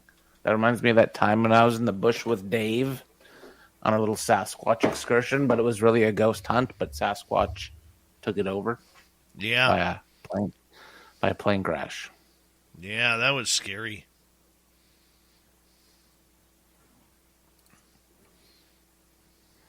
Well, we taking it the last half hour, Dave. We got to finish the story because it's a strong story. Mm-hmm. So it's still story time with the Ghoul Guide. Maybe she'll have another story. And then, are there any audience questions? Not really. Okay. They're just tuning in tonight. Come on, Merlene. That's nice. That rolls off the tongue well. Which one? Come on, Merlene. Merlene. Come on, Merlene. Come on, Merlene Telluride. Come on, Merlene Telluride. Come on. Scare a guest away.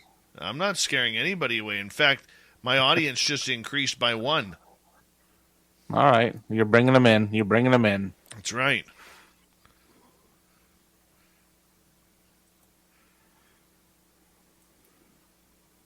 Merle in the woods. Look at that. I love that. It's good. That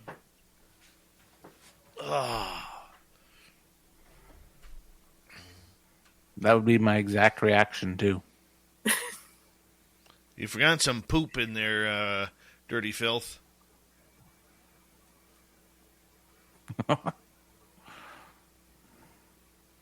He's so talented. There's no poop. It's too late. I'm sorry, Dave. On the next one, I'll make sure there's poop. I promise there will be poop on the next one. All right, because literally Merle pooped. Low Pro, how you doing? Unknown, how you doing, buddy?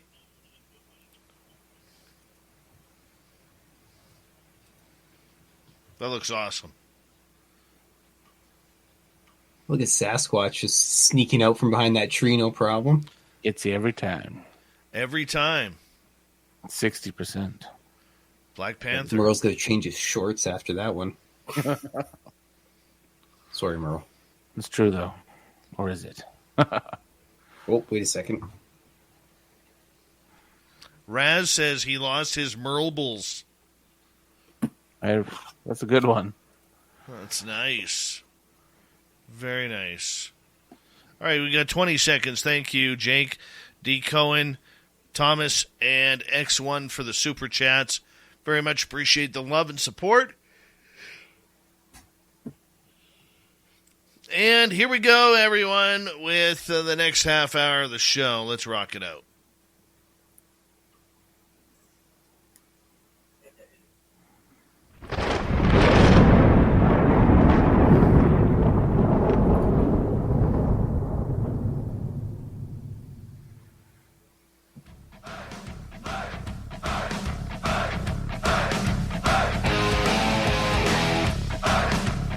We passed the halfway point of Spaced Out Radio tonight. Thank you so much for joining us. We very much appreciate earning your listening ears. Want to remind you that if you missed portions of this show or others, check out our free archives at youtube.com/Spaced Out Radio. Do old Davey the favor. Hit that subscribe button. Our website is spacedoutradio.com. We have a plethora of features for you. Rock out to Bumblefoot, read Shirky Poo's Newswire. Check out our swag as well. Follow us on Twitter at Spaced Out Radio, Instagram at Spaced Out Radio Show, and on TikTok at Spaced Out Radio. Come on, Merlene. Come on, Merlene. Yeah, our man Merle is here for the final half hour of Ghosts of the Great White North. Yeah, Merle joins us from the Paranormal True Road Trippers out of Vancouver, British Columbia. And our special guest tonight, the Ghoul Guide, Courtney, out of Buffalo, New York. Courtney, right before the break, you were telling an exciting, spooky story, I believe from Waverly Hills. Yeah, so to continue it, we were walking up on the third floor, and the third floor really isn't known for much, but it does have some shadow figures and whatnot. So we were walking up on that, and as we were walking, me and another friend, we asked the question, hey, do you see anything down there? And we were kind of just asking it openly, and from the right-hand side of me and her both heard it audibly. So we heard a disembodied voice say, "It was me." And we kind of sat there, we're like, wait, what just happened? Who just said something? And then we were like, hey, did you guys just say something? Is there a girl with you? Because we met up with our other group of friends that was doing the Waverly Challenge with us. And they were like, yeah, it's our friend Hannah. And we were like, oh yeah, no, it's totally cool. That voice had to be hers. And instantly the boys go, well, she didn't say anything. And we just kind of looked at each other and were like, no, wait, what? And probably about a week after the investigation, we were all kind of talking in group chats, sharing evidence, talking about the whole night. And someone shared the recorder that they had playing that I didn't even know happened or was even recording as we were doing this. And we caught the voice saying it was me on the recorder. And as soon as I heard it, it was my friend's Hannah's voice. But we all know that she didn't say anything. So it was weird to hear one of those doppelganger voice or the mimic voice actually mimic one of your friends that you can pick out, whose voice you can pick out of a crowd, actually be captured on recorder when we know she didn't say anything. So that whole EVP I think we got was probably one of my favorite EVPs anyone has captured, because you literally got the whole thought process on recording along with the evidence and other people saying no, she didn't say anything. So I thought that was cool. And that was the first night I ever spent at Waverly. So that was even better. I find those doppelganger voices or almost trickster style voices pretty unsettling. We were at a historic house a couple weeks ago, and when we were leaving, Sandra and I, we were guest investigators with a team. and we were leaving. I was ahead of the pack. I was walking with a couple of the other team members of the other team, and Sandra was kind of behind with another girl, and she said she felt me come up behind her and say, Sandra. And she freaked out. It was pretty good. She flailed around in the whole 9 yards, and she's like, you just said my name. I'm like, how can I say your name when I'm not even in earshot away from you? And she's like, it was so clear, and it was literally like in her ear. Like I went like for like a creeper whisper. Oh. And then when she looked back at the house, she felt unsettled, and it was odd. Yeah, that is a weakness for me with that, like the doppelganger voice. Yeah, we've had that happen at another place. Actually, just in May, we went to the Mid-Orange Correctional Facility. So it's an old correctional facility outside of New York City, so about like 60 miles away from New York City. We were leaving the one back dorm, and we thought our friend was on the stairs, and we were holding the door open for him, and we could have swore we heard his voice inside the building, but then we all turned around, and he was standing outside. Like, there was no... Like, he was standing out on the walkway or something, like, and we could have swore he was right behind us in the doorway, like, on the stairs, like, near the door. And so, I don't know. It's just, it's really weird to, like, witness and, like, to hear, especially when the person is nowhere around, or, like, you can physically say, like, they did not say anything in that moment. So, I don't know. It's just a weird little thing that happens that we have to learn more of. Exactly. It's almost like baiting somebody to go back alone. Oh, I never really looked at it that way, but that's interesting. Because the handful of times I've experienced that, like I've heard my name from like who I thought, like, you think you hear your friend call your name or the other investigator when you're leaving a building. And how many times have you gone back in? But then you get the creep feeling. And then you see your friend, so then it kind of disengages that interaction with what could happen. That's also very true. That's something to keep in the back of my mind now. It's creepy because there was one house that we did, and that happened. There was like Mike, and I'm like, yes, and I thought it was my friend Jay at the time, and he was already at our vehicles. But then I heard my name again, and I went back in, and then I heard like a kind of like an audible growl, and then I'm out. That was it. That was the night. And who knows if I would have went in further, what could have happened, or if I started to try and communicate it when I'm alone. Like, do you ever investigate alone? I try to sometimes. It doesn't really work out. Like I said, I kind of hate being alone, but I also love like just letting myself immerse into a space. So I'm working on like pushing myself to like physically like be alone and like investigate and like ask the questions that I definitely want to ask, that I don't want like other people, not like other people to hear, but like, you know, I want to make that emotional connection, you know, like by myself. So I'm definitely trying to push myself to do it more this year and the years coming. But yeah. Do you feel sensitive? Like, do you feel you can communicate? Because you said earlier that you use yourself as a tool. Do you feel you can pick up on things? I feel like I have a strong intuition. Sometimes I don't like to believe it, but other times, like I feel like it's very spot on. Like there was this one crazy instance where it was me and my friend Deanna. We walked into the nurses, like the middle of the nurses station at Indiana State Sanatorium, and the middle just branches off into 4 hallways of just rooms. And we both looked at each other at the same exact time, and we were like, we need to get out of here. And everyone was like, oh no, we'll do like an EVP session. You guys are feeling this, like we need to communicate. And like we were so adamant. We're like, no, we need to leave.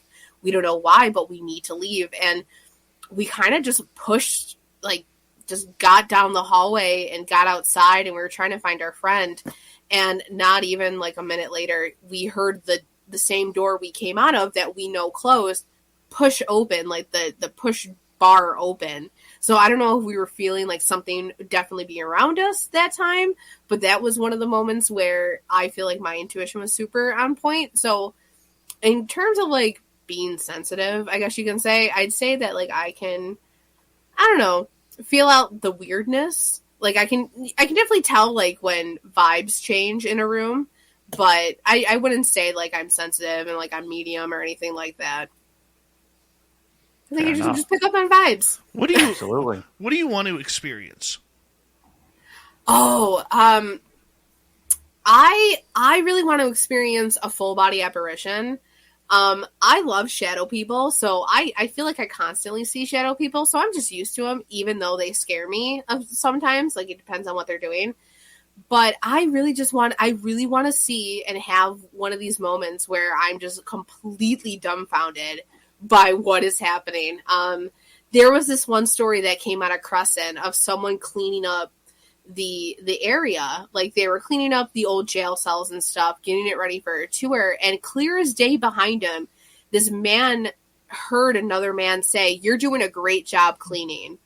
And he went to turn around to, like, say, like, "Oh, thank you," and, like, talk to the guy, but there was literally no one there. I want that. I want those weird experiences where it's so clear that you can hear someone behind you, and I want to see a person, you know, where people say they were literally right there. But I don't know. I kind of just like these little experiences that I've been having where I'm walking away with experiences that I can talk about that kind of freak me out and kind of freak other people out, but it still gets me to be like, okay, well, I had this happen and it lines up with this, so what could this mean? If that makes any sense. But yeah. How about, you know, I'm more of a crossover guy than Merle is. What are your thoughts, and how about your thoughts about the idea that the paranormal may be something that is all-encompassing? You know, have you ever had an experience, or would you be open to an experience where all of a sudden, you know, instead of taking pictures of ghosts, you're getting pictures of aliens or cryptids? Oh, yes. I love cryptids. The Jersey Devil was one of my favorite, like, the first ones I found out about. And I really do think, like, it could cross over. To me, the cryptids and paranormal, they kind of go hand in hand because we don't know what cryptids are. They're paranormal. So, at least to me, they go hand in hand. But there have been times where we think we are, you know, we went in thinking that we're dealing with ghosts and, you know, dealing with the spirit. But then by the end of the night and after a weekend of, you know, pondering on everything, we're walking away with a completely different theory and how it could be related to the Fae or how it could be related to, you know, something else that's worldly. Sorry, I can't say that word. That we just can't, you know, put our finger on right now.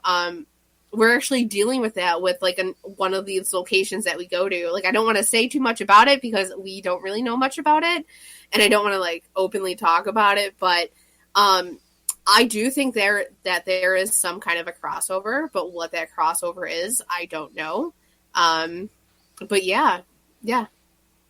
Merle, have you ever had a cryptid encounter? What was that? Have you ever had a cryptid encounter? No, sadly, no. I want one. I think it'd be fun. I've been saying for, like, the last couple of years that I want to go camping out in Appalachia and get, like, a cabin and just stay in the cabin all night. I just want to see if all, like, the stories are true, that you hear, like, all the yelling coming from night and, like, you see people in the trees. I don't want to actually, like, communicate with it and, like, go up to it. I just want to see if, like, the claims are true. Isn't that where the melonheads live? Was in Appalachia? I think so. I went down to the Mammoth Caves, so I was all about the Kentucky Goblins. I was trying to entice them to come out and hang out with me, but I couldn't find any. It was a bummer, but yeah, I want to see the Melonheads. Those stories are weird. On the that is Kentucky. No, it's Kentucky's Appalachia Mountains. Yeah, it's like Kentucky. It goes down from, like, Allegheny County, so that's over by me. Like, I have to pass it whenever I go to Crescent. So somehow every time I go to Crescent or, like, come home through it, I have to go through Appalachia or, like, the Allegheny Forest. which is part of it. And it's always foggy. It's always in the middle of the night. And I always freak out.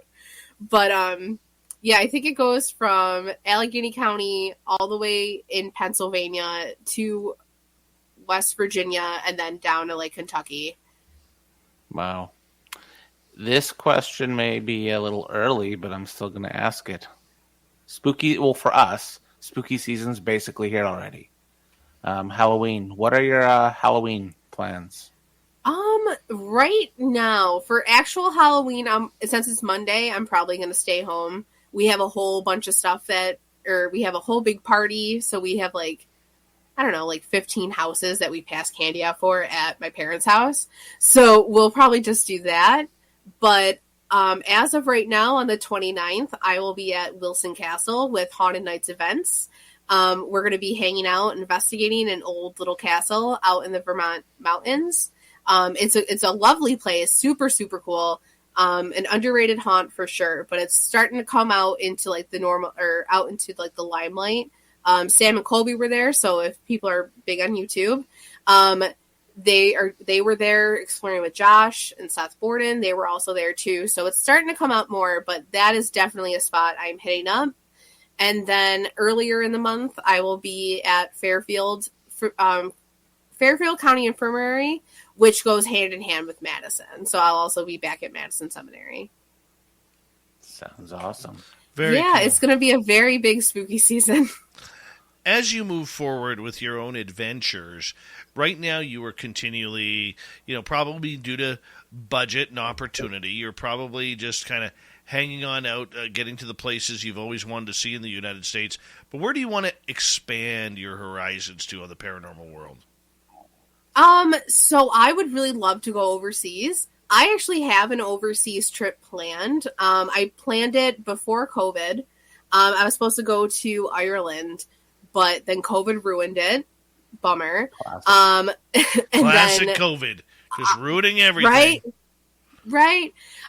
So with that trip, I ended up planning a trip to Romania to go hit up Dracula's Castle and to go see Hungary and Budapest, which I actually have family from. If people have been following me, they kind of know that I talked about this like giant Anne history book that I had from my mom's side. It goes back. It has like our immigration papers. It follows our family trees. There's death certificates in it. So I wanted to go back and like see some of the places that were in that book too. But then everything started happening with Ukraine. So I'm not sure if I'll be able to get back out there, but I definitely do want to go overseas. So right now I'm kind of looking into Ireland again. So I can hit up like Spike Island, Leap Castle, the Hellfire Club, go back to Dublin, have a few more pints, and, kind of just live my best life over there. But I definitely want to get back overseas. Don't blame you. Nice. Don't blame you. So I'm curious, because we all come from somewhere. We all come from a background that, outside of the paranormal. Your closest people around you, your parents, your friends, and everybody around you, what is their response to this addiction to the paranormal you have? So my parents kind of embrace it. My mom has been one of my biggest supporters. Even since I was little, she was the one who like really helped me get into this because she loved it herself too. So she's been a number one supporter. My dad doesn't want to believe in it, but he's had experiences where he has to believe in it. So the family is pretty much like really, really great. So I give them props for that and for dealing with me traveling left and right. This place right here, this is C Spire Country. It's where Max goes off the grid when the wilderness is calling. Hi, this is Max. Then hops on blazing fast 5G when his boss is. So when he says he's been working remotely, he's been working really, really, really remotely. Hey, Max, can you turn your camera on? Welcome to C Spire Country. For a limited time, get up to $1,000 when you switch to C Spire. Visit cspire.com for details. En Family Dollar sabemos que quieres más para el verano. Encuentra una gran variedad de helados y postres congelados para tu familia. Family Dollar, te ayudamos a hacer más. and never being home anymore. But yeah, no one really has a stink. They don't want to go with me, so there's that. They much rather just like listen to me talk about everything, like around like the campfire or something, but they definitely don't want to come out, even though I will make them one day. But yeah. They've just been really cool, and I'm really grateful for it. What do you do when you've hit all of these places that you've wanted to hit? Because obviously you're a young lady with a bucket list. So once you've hit that bucket list, what do you do then? I don't know.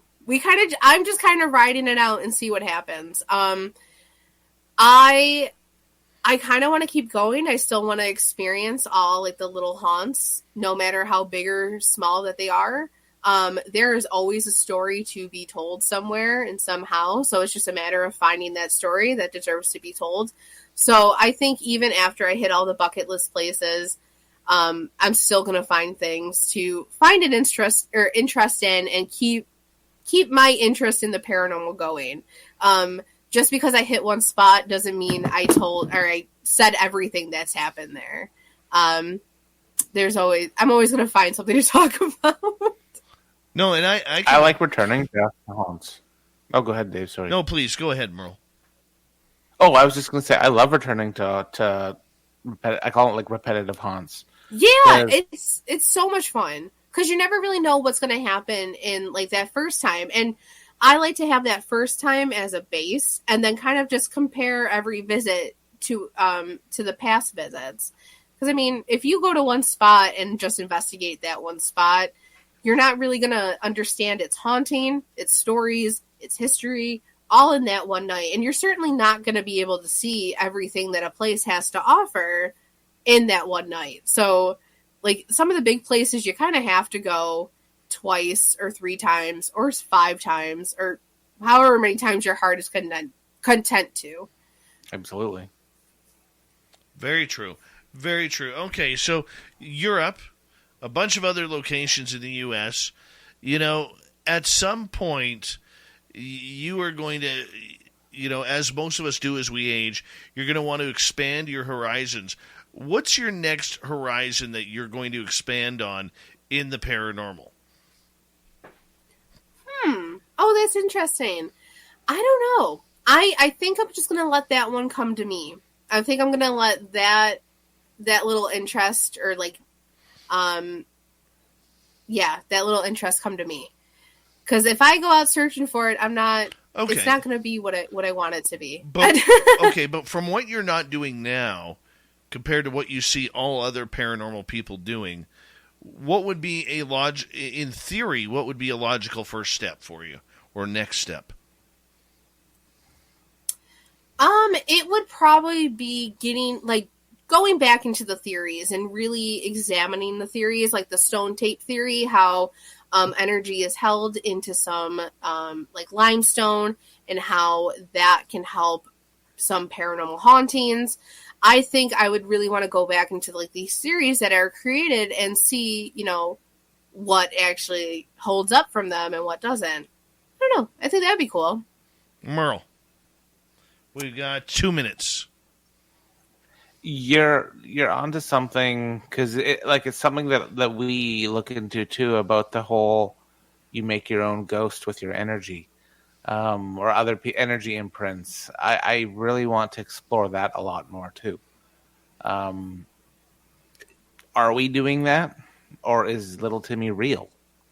Or was the story of Little Tim, maybe he is real, but we're giving him shots of adrenaline every time we're in there to grow him like a plant into something more than he actually is. And how much of that does our mind play with it? Yeah. It would be really interesting to start seeing like how much your mind and, how much your intent or the thoughts that you have in your mind, like how much they actually affect your paranormal experience. Because there are some times where, you can go into a place with like no thoughts in your head and just kind of just experience it for what it is. And, nothing happens, or, you're going into a place alone and you're filled with fear and you're filled with all these like fearful thoughts, you know, that of something that could happen, and lo and behold, something does happen. So it would be interesting to like start doing things that way and start messing around and like creating scientific experiments, I guess you can say, to see, you know, like what's true and what's not. But I don't know. I guess we'll see. 30 seconds here, Courtney. Tell everybody where they can find your information, your live streams, if you wouldn't mind. So you can find me on TikTok, Instagram. I'm mainly on Instagram, but TikTok, Instagram, Twitter, and Facebook, all under the Ghoul Guide. This weekend, I will be at Creston Sanatorium down in Pennsylvania, and then at the Madison Seminary in Madison, Ohio. And I will probably be on Instagram Live a few times if I remember to go on and don't get too wrapped up into the investigation. But you can definitely check out some Instagram and TikTok Lives. Sweet. Merle, we'll see you next month, buddy. Thank you. Goes to the Great White North with Merle from the Paranormal Road Trippers. Our special guest tonight, the Ghoul Guide, Courtney. Coming up next, Swamp Dweller joins us. Then it's off to Little Timmy Senor and the UFO Report.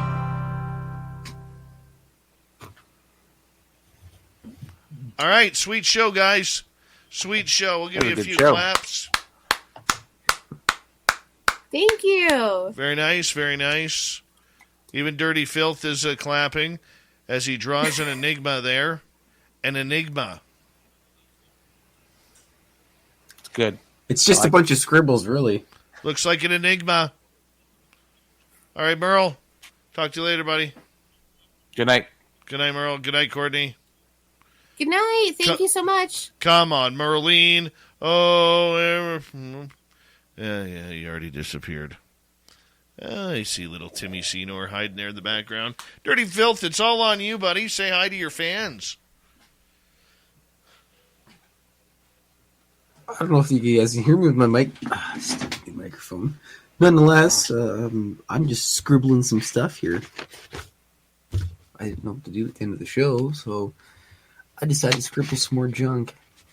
After I'd sat there and stared at a piece of paper for a while, and everybody was talking about ghosts and things, so I'm just scribbling. There's a whole bunch of junk here. You got like a man in black, a little skull, some hands, Kentucky Goblin, the gnome. There's me wondering, has this happened already? Because earlier I was thinking about, it was just a deja vu thing. So I was like, has this already happened? And I was thinking about it, so that's what I want to do. I guess I could scribble some more stuff here for a couple minutes till Dave gets back from his excursion. I'm not sure if the chat is up to date, but nonetheless, what can we draw here? Let's just, I don't know. Sometimes before the show, I just start this whole bunch of like scribbles and circles and everything before I draw stuff, and then ideas come to my head after that. Like a Mothman of some sort.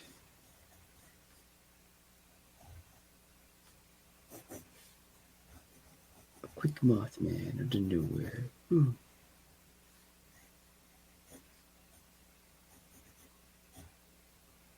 You know what? Actually, this Mothman, he totally drives the Dickie D. That's what he does. He's got little ringer bells there. Gling, gling, gling, gling. Totally drives the Dickie D thing there. It's a little chair, little feet pedal. Whoop. Sometimes a little too gentle with the pencil and everything falls over. And you know what? This is going to be from back in the day when I was a wee lad. When the Dickie D came around, he had all different types of UFO popsicles and ice creams and junk. And it was always on a tall sign that came up and over and across. And it was like that. And there he was. Then they started driving around with vehicles. That was weird. It was always just some guy on a bike. It's just weird that they would just throw some random guy on a bike, head out there, and sell ice cream to people. They also had pictures on the side of it, but it was always the bells that were jingling. So I got to make sure I mention that when I go to do the drawing. So Some little bells. They look like Hershey's Kisses, actually. Or, I don't know, T-bone steaks hanging there. But I'll make sure the right bell's there so I remember. This is the process of weird sketching that I do. You guys are looking at my brain right now. It's terrible. And there's a cat bothering me. Right, Blob? Yes. So look at that. That's next drawing. That's basically a Christmas time drawing because it's got ice in it. No, I can't cook because it's summertime drawing because it came up in the summertime. But nonetheless, Mothman. Oh, I can't even use the Dickie D because that was a company name. Plagiarism and all that such. The ice cream guy. Working title. Look at that. And guess who the first person that Mothman encounters? None other. He's sitting down there. Hello, Blob. Come on. There he is. The first person he encounters, first cryptid, actually. It's totally going to be... Okay. Blob wants to go. Saunter over. Oh, saunter over, Blob. There you go. It's totally going to be cleaned up California Night Stalker. Ooh, and he's got his sweet date because he bought her I don't know, some kind of nice thing. And she gets a bow. It'll be like a spider web thing. Blob. Ugh. Spider-Man costume. There they are. They'll be in the city. Looking good, dirty filth. That's what it's going to be. You missed entire brain. It's the first day with my new mouth, Dave. Did you melt brain down? Planning. So somehow, I had no idea what I was going to do. I was like, hey, there's a Mothman. He's going to be the Dickie D. Can't use that. Well, you're that guy. Trademark. Hey, Filth, I gotta put you on mute here, buddy, because it's time to go in 20 seconds. Thank you to Jank, D. Cohen, Thomas, X1, and Lala for the super chats tonight. We very much appreciate it. I got to get our store fixed. Apparently our WooCommerce is down. That's the issue, our WooCommerce. So we'll get that fixed here soon. Here we go.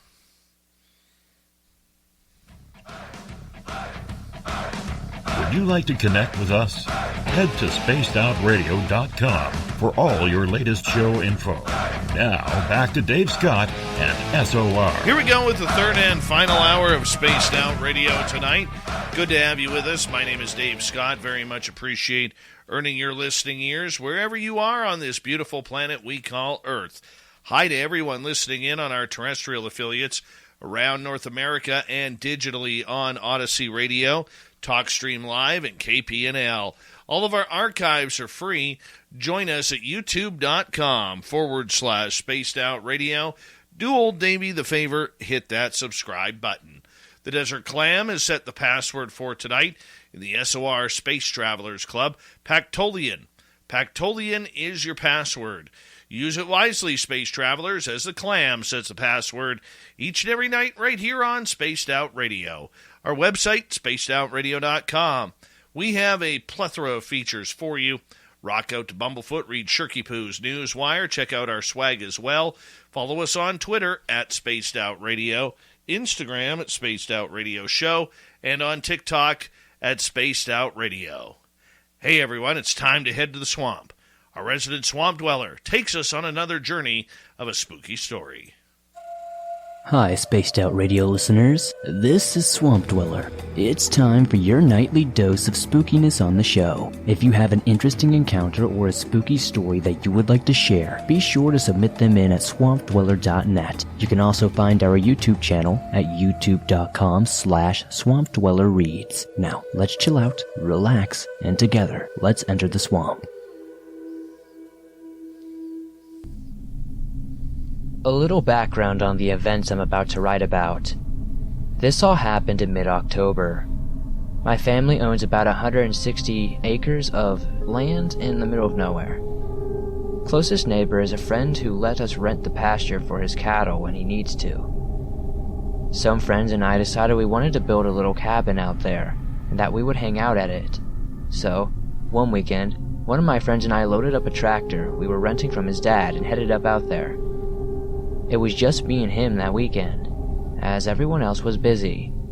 We got there a little late, since it took a while to get everything loaded and packed for the weekend. He sat about setting up the tent and I made our fire. As I did so, I made an odd discovery. There was a phone book from a few towns over, still in his plastic sleeve, right next to our fire pit. I picked it up and showed my friend. We both enjoyed scaring ourselves, and I made the comment that we aren't alone out here, and we both laughed at it. Later that night, we were setting up around the campfire, talking and BSing. There was a big bright moon that night, and a bit of breeze which made the whatever leaves were left rustle. It was a little creepy, but we enjoyed the atmosphere. We noticed, however, someone crossing through the middle of the field, their body just visible from the moonlight. At first, it was a little odd. My friend and I discussed for a few seconds if we should confront him, but I made the suggestion that he was probably just taking a shortcut across the field. Although I didn't really like it, it wasn't a huge deal. If we caught him doing it again, then we would confront him, we decided. The rest of the night passed pretty uneventfully. We eventually got in our tent and laid down. We were probably 20 or so feet from the fire pit, which was by that point burning quite low. We talked for a few minutes, and then we go silent, trying to fall asleep. As we're laying there, we hear something. It sounded like quiet footsteps walking around the fire pit. We both look at each other, silent. Then we hear a piece of wood getting thrown into the fire, and it flamed up quite a bit. I grabbed the shotgun I always kept in the tent and quickly racked it.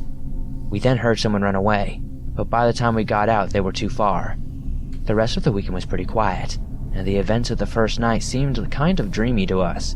We just cleared the area for the cabin and cut the stacked trees and cut them for the firewood. Next weekend, we get out there. My uncle was out there as well, and we went to check his game cams. This is where it got much more worrying for us. My uncle told us he was pissed because someone had stolen the batteries and SD cards out of the cameras. We told him about what happened the weekend before, and then parted ways. When we got out there, we noticed that quite a bit of our wood had been cut and stacked and it was already gone. And we were the last people to camp out there, which means someone had come out of there and taken ourselves. When we went and checked the tractor, which we had left down there, we found it broken into, and the chainsaw which we had left had been stolen. To make a long story short, nothing else so far has happened. I was hesitant for a few weeks to continue with the cabin, since we weren't there all the time. I was worried if it would be an incentive for whoever was there to stay. I'm not sure if it was transient or local or who. If for some reason anything else happens, I'll definitely update. We say thank you to Swamp Dweller tonight for another spooky story, and we always appreciate Swamp Dweller coming on in for those great stories. You could listen to them yourself. Go to youtube.com/Swamp Dweller Reads. Hit subscribe. He's got thousands of stories for you to choose from. All right, it is time once again. Nobody's going to know. They're going to bring in Tim Senor and the UFO Report.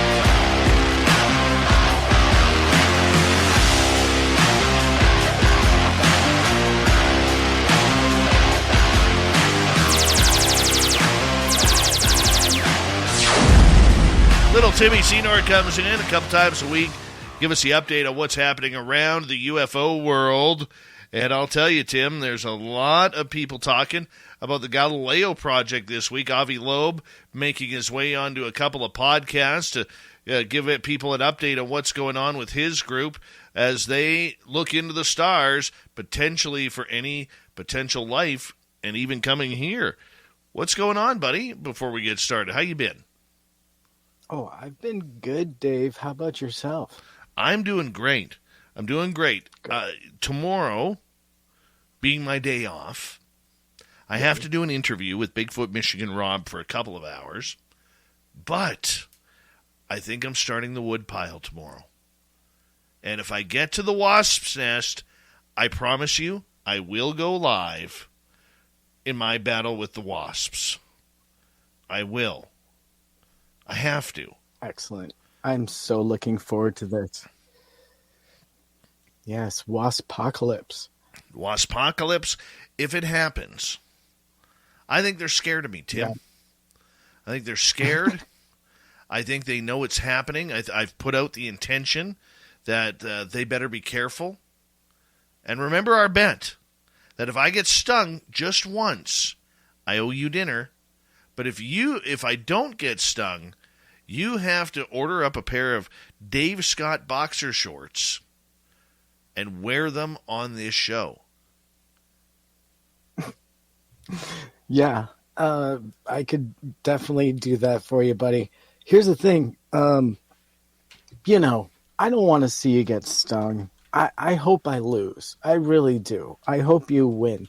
And you know what? Honestly, I'm probably going to have to order a couple other things off of your website, bud, because you got some pretty cool swag. I saw some high tops. I have my eyes on your high tops. I know. I got to fix the WooCommerce, though, because I've had a lot of people, like even Grant and Terry, Grant from the After Hours and Terry, our business manager, who've tried to put in orders that they aren't going through.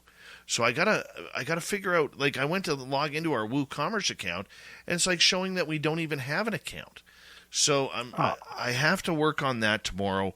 I don't understand it. I don't get it, but hey, got to get it done, right? Details. Right. For non-computer guy. And if you... Businesses come in all sizes, and Trustmark fits them all to a T. From business loans and online tools that make it easy to track your finances to cash management and trusted advice. We've been helping businesses for over 130 years, so you might say it's our tradition to help your company reach the top. Precisely. Trustmark. People you trust, advice that works. Member FDIC. A lot goes into taking care of your property.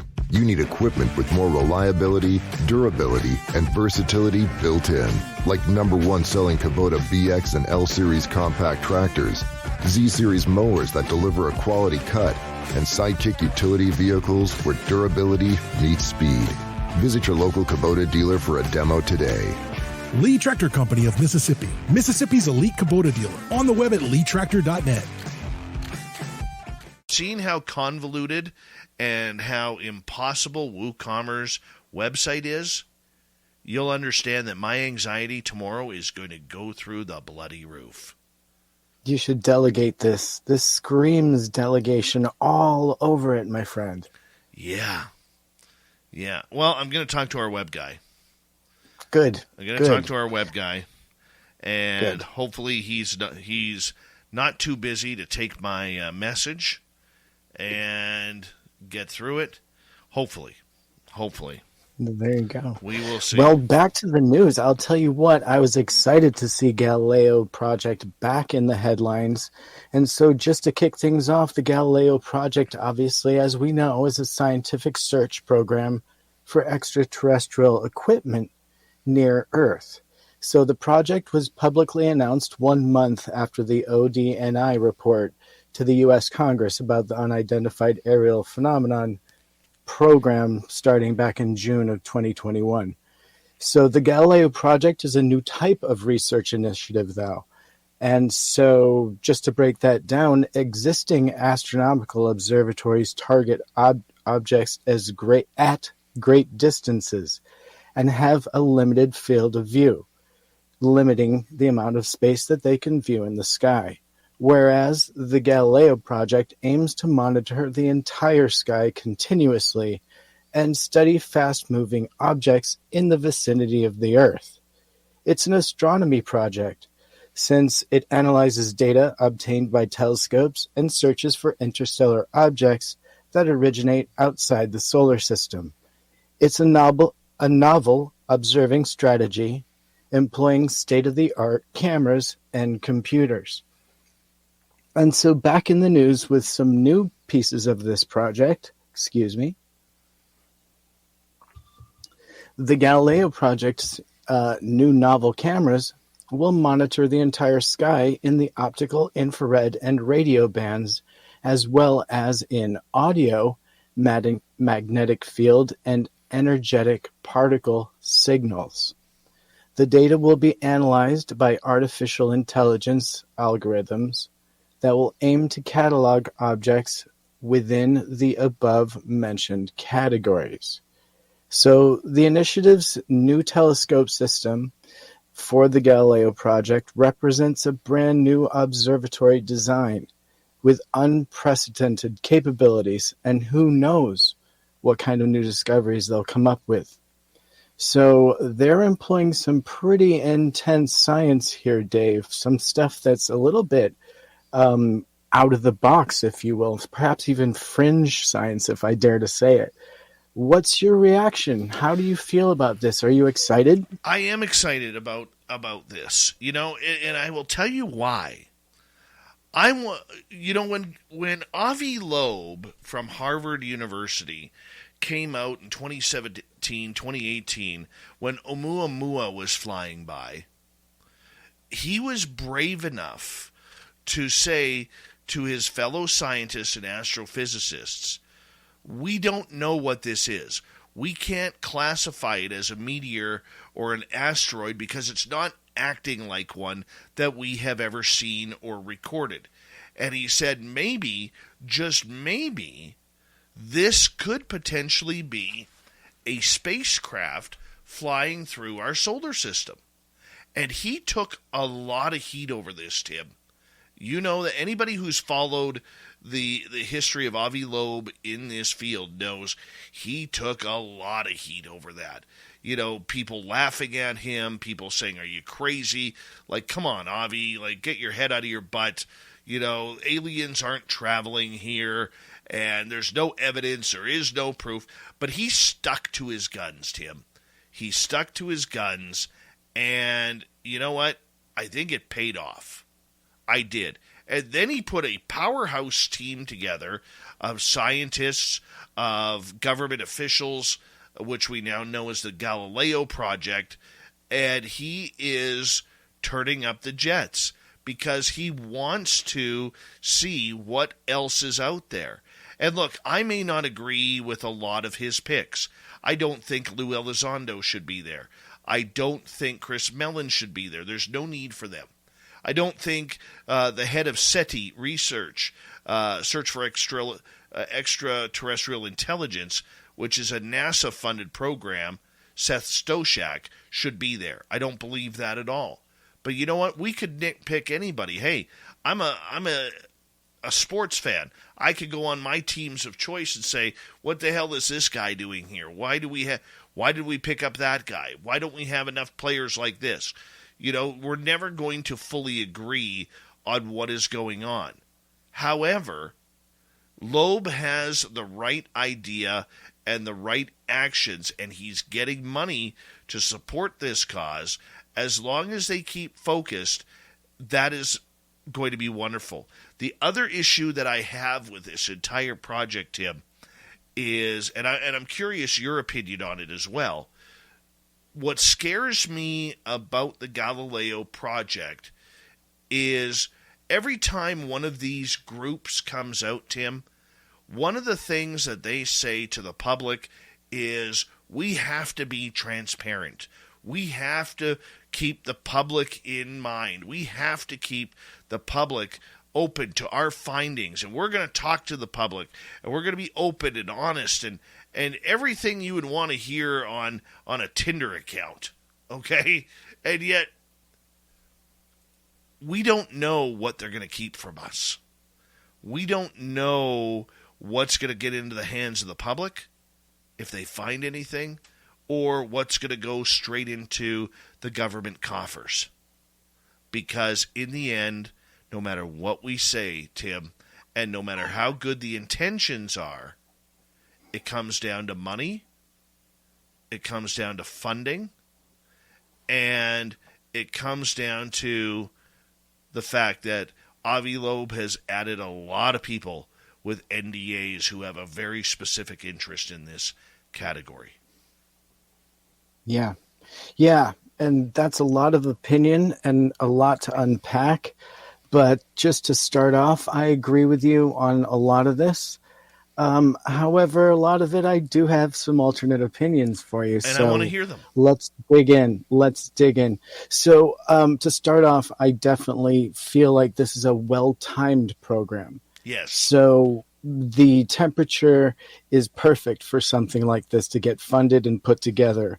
And we know that Avi is a very creative, out-of-the-box thinking individual. We've seen him in the public purview plenty. He's done lots of interviews on how he plans to move forward with the project, the fact that he's using students and interns. I feel that's a part of his transparency, if you will, because those students are pivotal to his work. And so, again, a lot of his things are public. Every move that he makes is really public. So I feel that's a huge move towards transparency, no matter who he brings on his team. And so moving into, obviously, his choice in accepting help, I feel that that's absolutely necessary for somebody that is delving into a topic that is probably a little bit new to him, being an astronomer and a physicist. So, you need to have skeptics on board, someone like Seth that has never seen evidence in his research that he speaks of. In his search for extraterrestrial intelligence, using his big ear radios and things across the planet. I think he's almost necessary for the team, because when they do come up with data, he's going to be the first person that would be sourced for an opinion. Even if he wasn't a member, I feel he would have an opinion the same way we'll see a lot of people come out of the cracks with an opinion. Can I cut you off there for a second? Because I think a better choice for the Galileo project, instead of Seth Stoshak, would have been Mark D'Antonio from MUFON. Totally agree. I mean, if you have an opportunity, Mark is very skeptical. He will break down everything to the most minute details. But you know what? Yeah. He is still under the assumption that there's something here coming here, and he is seeing as much video and photographs that he has broken down for MUFON and other groups out there. To me, Mark D'Antonio is the right choice for that, not Seth Stoshak. Sorry about that. No, open to evidence is an important aspect of being a scientist and being a part of the scientific method. Taking on data that you may not like the flavor of is part of this. And so I'm not saying I don't know Seth, and I would assume that he's probably open to data, but he probably looks at it from a very, let's just say he's seen a lot of data over the years, that he's had to scrutinize. He's looking for the signal. He wants to be the guy to run the ball through the touchdown goal. But it's just he hasn't found it using the source and methods that he's using. Now, that doesn't mean that there aren't other sources and methods that we can use. So he'll look at that. It's not necessarily radio waves. Now, as far as my understanding goes, Galileo Project is independently funded by anonymous individuals. And so I'm pretty sure that whatever that means, benefactors, it's led to independent funding, quote unquote. So, we don't have governmental control here. This is a project that's being as transparent and led by a group of individuals that hope for transparency, I think, as much as possible. Now, having people like Lou Elizondo and Chris Mellon involved, I think, is probably par for the course, because they would probably be the people that would know what to rule out, let's just say. So you could run it by Lou and he'd be like, shrug and be like, let's not worry about this one because maybe it's one of ours.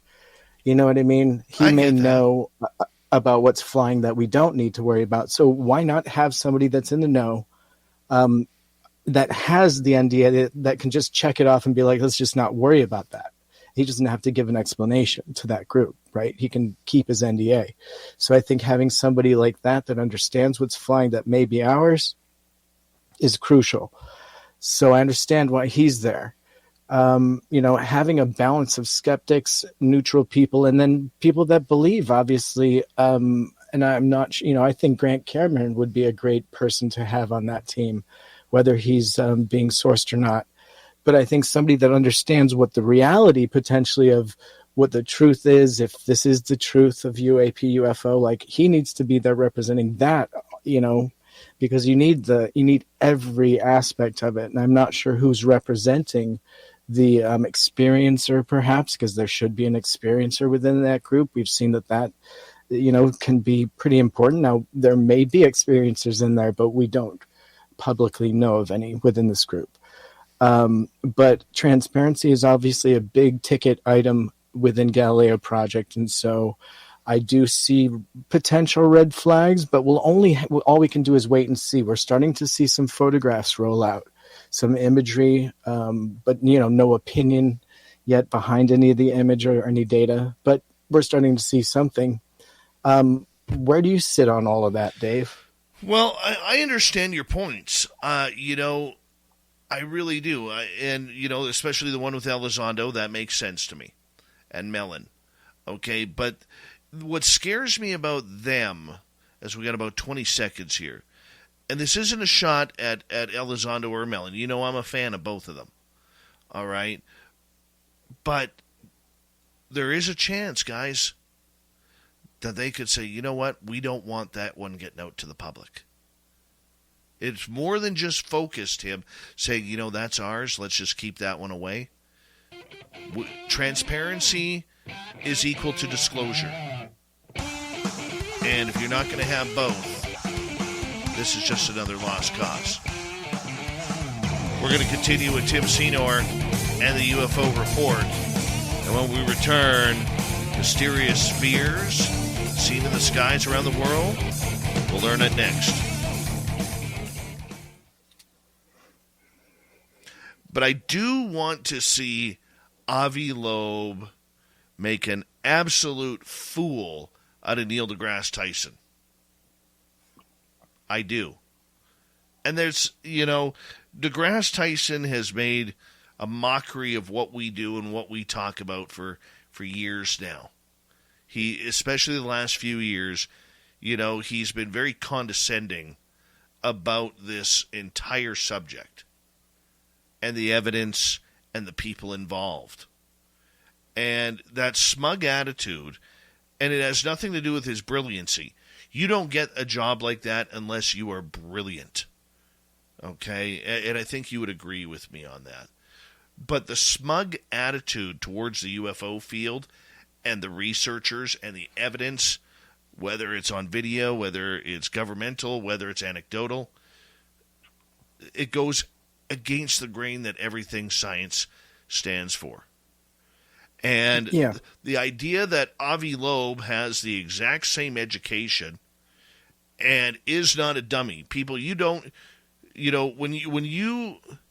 when Harvard calls you, you're one of the best of the best of the best. And when they call you to teach at their program, you have to be in that top 1% of 1% in order to get a job there. Because A, it's big money, and B, they want the best. And they will scour the world. Ivy League schools will scour the world for the best. And it's an old school way of thinking, really, is what it is. It's the old school way of thinking where you're labeled something if you think a certain way. The same thinking where we saw Carl Sagan's 180-degree complete flip, where he suddenly just stopped talking about life outside of our solar system or off of our planet. Neil deGrasse Tyson kind of does the same thing, where it's a topic he would love to avoid, really, because I'm sure offline he ponders this deeply. But, some people are still stuck by the old ways of thinking and the old math and the very old physics.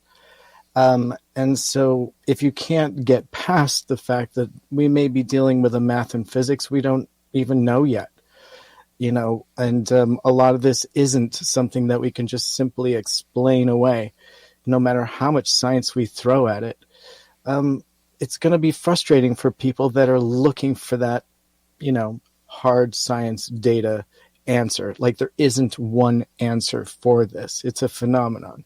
It's not just one thing, and so Carl Sagan, Neil deGrasse Tyson, and potentially even Seth Shostak, because I understand he's a hardline skeptic, but he does want there to be that existence, obviously.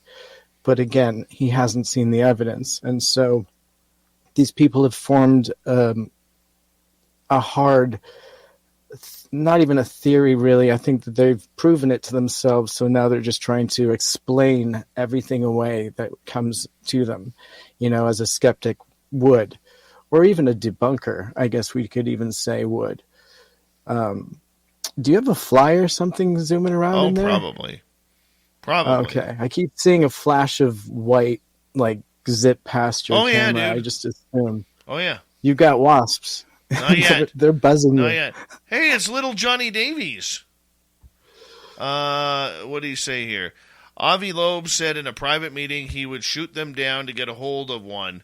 Elizondo put his hand in his hands.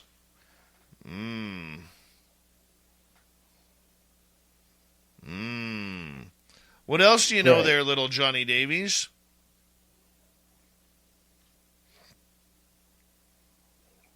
Let's see. Yeah, I don't think shooting one down is A, that simple, or B, something you'd want to do necessarily, I don't, I'm not saying they come in peace, but I'm not saying that there's a they. I don't even understand it yet. But I wouldn't go shooting at them. A random light in the sky, that's just silly. Yeah, why would you? No, why piss them off? Well, you're going out there with some... You are the perfect example. You're going out back with a spray gun just to soap water. And you're literally going at the hornet's nest. You are Avi Loeb right now. I am Avi Except Loeb. it's your backyard and it's a wood pile. Yeah. You're poking the hornet's nest. I'm going to kill him. Well, I hope that you and Avi both succeed. Avi is after a Nobel Prize. He has a huge ego. I suspect Vasco will beat Avi to the proof. There we go. We got 9 seconds here. Thank you, Twigbird, Lala, X1, Thomas, D. Cohen, and Ghostly for the super chats. Here we go.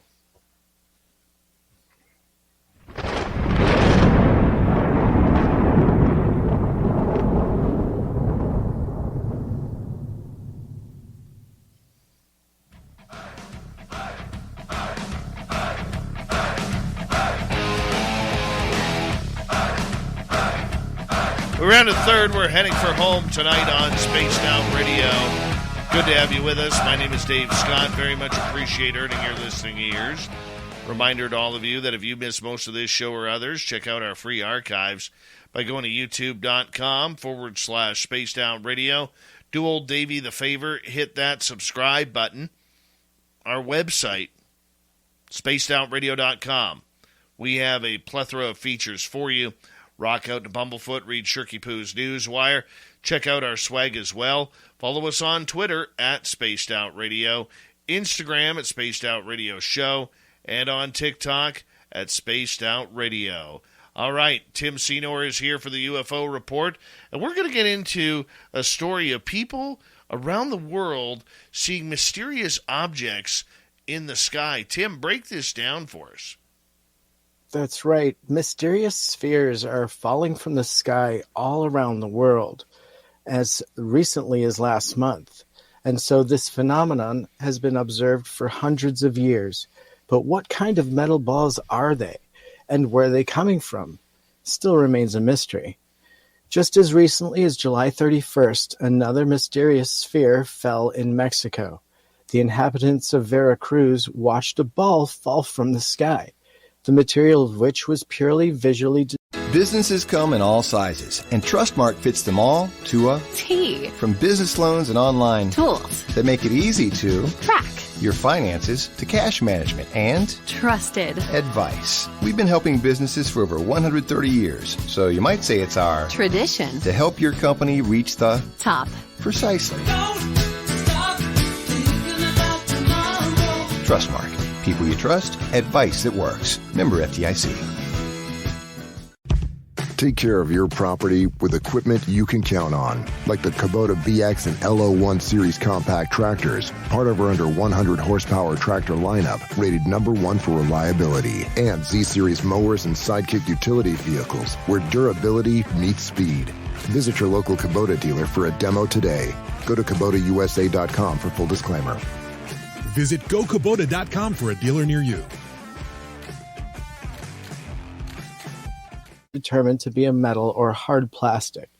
The ball has a yellowish color and some kind of process resembling an antenna. Local residents were forbidden to approach the crash site, and the military quickly took the ball and examined the crash site, but no comments have yet been made about what it is. So prior to this, the fall of this was observed in 1966 in Arkansas. Another object resembling a sphere fell before the eyes of eyewitnesses from an absolutely clear sky. The ball had a diameter of about 30 centimeters. And then again, in 1963, 3 similar balls were found in an Australian desert, and all of them had absolutely no damage. In 1969, Argentine researcher A. Schneider demonstrated a similar ball with a diameter of 22 centimeters found in Argentina. In front of journalists, cameras, and onlookers, he unsuccessfully tried to damage the surface of the ball for about half an hour, but no mechanical action left even a scratch on the surface of the sphere. Some believe that the sphere may be part of some satellite or other flying machine or mechanism. However, there is no evidence of a ball falling from the sky in 1802. There is evidence of another ball falling from the sky in 1802 near Leiden in Netherlands, when the sky was not yet mastered by men. So, local residents found a metal ball on the field and took it to Leiden University, which was quite advanced for those times. Scientists could not understand what kind of ball it was and from what it was. It was kept at the university until the Napoleonic soldiers dragged it away, after which the trace of the mysterious ball was lost. And so, again, in 1974, Mr. Betts in Florida found a large ball discovered near a terrible forest fire not far from his home. But the man threw the object into the car and brought it home. The metal ball this time was 20 centimeters and behaved very strangely in his presence in the house, and it caused an inexplicable restless behavior of his dog. If you pushed the ball, it would automatically change its trajectory so as to return back to its original point. So these balls are falling from the sky for years, and even again, similar balls fell again in 2000 in Australia and Africa. Metal spheres fell in both Vietnam and Peru in 2018 and 2022. They were designated as satellite fuel tanks, but the discussion of these events on the network have left many people doubting this version of the truth. Dave, have you heard of this story before? I have just started in the last couple of days seeing it hit my feed on social media.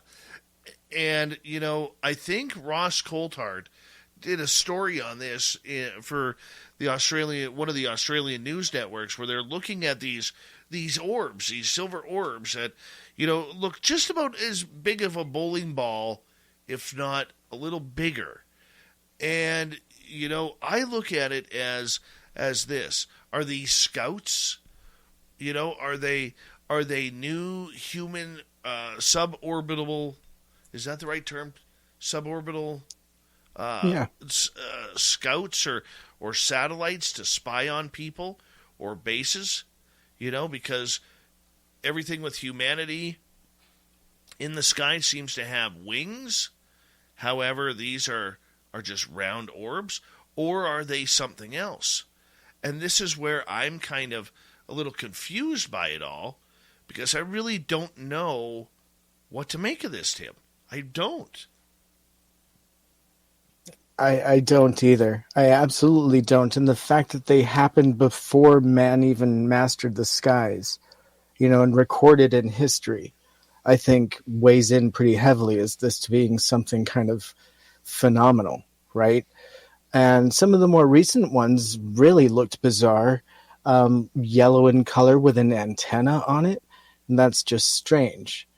And for them to just randomly fall into the desert in Australia, in the middle of nowhere in Africa, that tends to make me think it could be something that has fallen off of something, but it doesn't have any break-off points.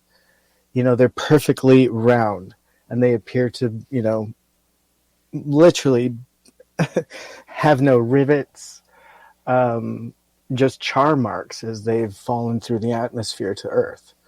So absolutely bizarre, a phenomenon by far, and I really can't wrap my head around it. If it's not man-made, I can't understand how naturally that could be happening. Do we get spherical meteorites like that? That's not, these are something we perfectly get, is it? round. This is the problem. Yeah. They are perfectly round. There's very few scratches on them, let alone dents or anything that would take away its circular pattern. Right. And in one of these that I found here, a detailed study showed that the ball has as many as 4 magnetic poles, creates a magnetic field around itself, and emits radio waves. And inside it has 3 or more spherical elements. It's supposedly made out of steel, but with an admixture of some unknown element. So there's balls inside the ball, and you can hear them when you roll it around. There's magnetic anomalies around it, and it has its own magnetic poles, so a compass points to it if you hold a compass near it, which is just kind of a mind blower. I don't know how that works naturally, or even if you could create something like that. What are you thinking, Tim? Do you think this is extraterrestrial? Well, I'm trying to think how it could happen in nature, because I think a lot of phenomenon is natural. This doesn't feel or sound like something natural. If it was steel, I would go man-made. But the fact that it's an admixture of a few elements, that tells me it's something else, potentially, because alloys typically are either definitely manipulated or natural, right? But they can happen naturally, but steel does not happen naturally. You're not getting natural steel. So, how would it end up falling in the middle of nowhere? Was it kicked off the space station as a test? Do we drop things out of satellites to test velocity? And are these a weapons test of some sort being dropped in on our planet from something roving around? Or is it absolutely like what you're saying, something phenomenal that's poking at us as the hornet's nest and taking a look at us? Maybe it is demonstrating something otherworldly. We just don't know. They seem to just be crashing to Earth. What's your gut? I don't know. I don't think it's something naturally made. It's too round. Okay, we haven't seen anything fall from space that is a perfect orb. I think this is one of two things, and I'm leaning towards some sort of humanized experimentation, maybe environmental experimentation, or something along those lines. Maybe it's military, or it's extraterrestrial. That's where I would lean with it. That's where I feel comfortable going. But then again, everything with me, Tim, is always aliens. It's always aliens. Possibility. It's always a possibility with you, at least. So that's fair. Which leads us to topic number 3. Indeed. Indeed, it does. And so I will go ahead and just bring that up, which is what makes somewhere a UFO hotspot. This was a question that came up to me because I claim to know about hotspots, right? And so I was like, that's a great question. Is it a hotspot to an individual? Is it a well-known thing? Is it something that groups of people say and see, or is it something historical? How is something proved out? So, Dave, why don't you kick it off with what you think a hotspot is, and kind of maybe even the textbook definition, because I'm sure you're an expert. And then I'll kind of give you what my experience has been investigating them. I think there's hotspots all over. I think it has to do with ley lines. I think it also has to do with people who are gathering into certain areas to call the phenomena in. All right? You look at Sedona, Arizona. It's a very unique spiritual town. They seem to have a lot of hotspots. First Nations-wise in Utah, where you were in the Uinta Basin, all right, there's a lot of magic happening there. And there's a lot of energy of people working on the phenomena that would bring it in. Okay, you look at where I live here in British Columbia, where near Vancouver, you have a couple things going on. You have a hotspot of black triangles in what they call the Fraser Valley, which is just southeast of Vancouver. You also have, if you follow David Paulides, the missing 411 phenomena. The number 2 spot in North America for missing people is the Cascade Mountain Range from Vancouver and Whistler all the way down to Mission, British Columbia, where I used to live. People just vanish. I think there are these spots right around the world that have some sort of energy barriers. You look at the forest in Romania where nothing grows, yet if you sit in the middle of that circle, in the middle of the forest, there's something demonic or evil that's going to come and get you, as the legend Japan says. has one too. Japan? I mean, you look at all the people who use the suicide forest in Japan. Why? They are attracted to the base of Mount Fuji. Yeah, they are attracted to the energy of death there. The world has all of these super spots, Stonehenge, pyramids, and I think they are energy sources that allow whatever the phenomena is to be attracted. But don't kid yourself here for a second. I think these can be created, Tim. If you bring enough people, and when I'm saying enough, I'm not saying 40, 50, 60, 100, 1,000 people. But if you get 4 or 5 or 10 people together with all of the same thinking in meditation, you can manifest. You can manifest encounters, paranormal, supernatural, ufological. You can manifest them. And I think you can open up these areas anywhere. Yeah. You're absolutely right on everything you just said. That was all 100. You nailed it. You absolutely nailed it. And I love what you're saying about ley lines, and that the people and intention, are important. Places, spiritual locations, having energy. I love that. There are definitely energy centers all over the globe, proven by the ancients. If ancient people were gathering there and there's ley lines and some kind of stone formation or artwork, more than likely you're looking at a place of special energy, like quite literally. And, a lot of these energies were designed to be portals, and people believed all kinds of things with portals. Or vortexes, I think they were called, or Zendra, Xendra, I believe is another name for it, south of the border there. And so you're absolutely right. And I also think that there's different hotspots for different phenomenon types. So, for example, like you're saying with David Paulides, places where people go missing, perhaps in these high energy vortexes, maybe.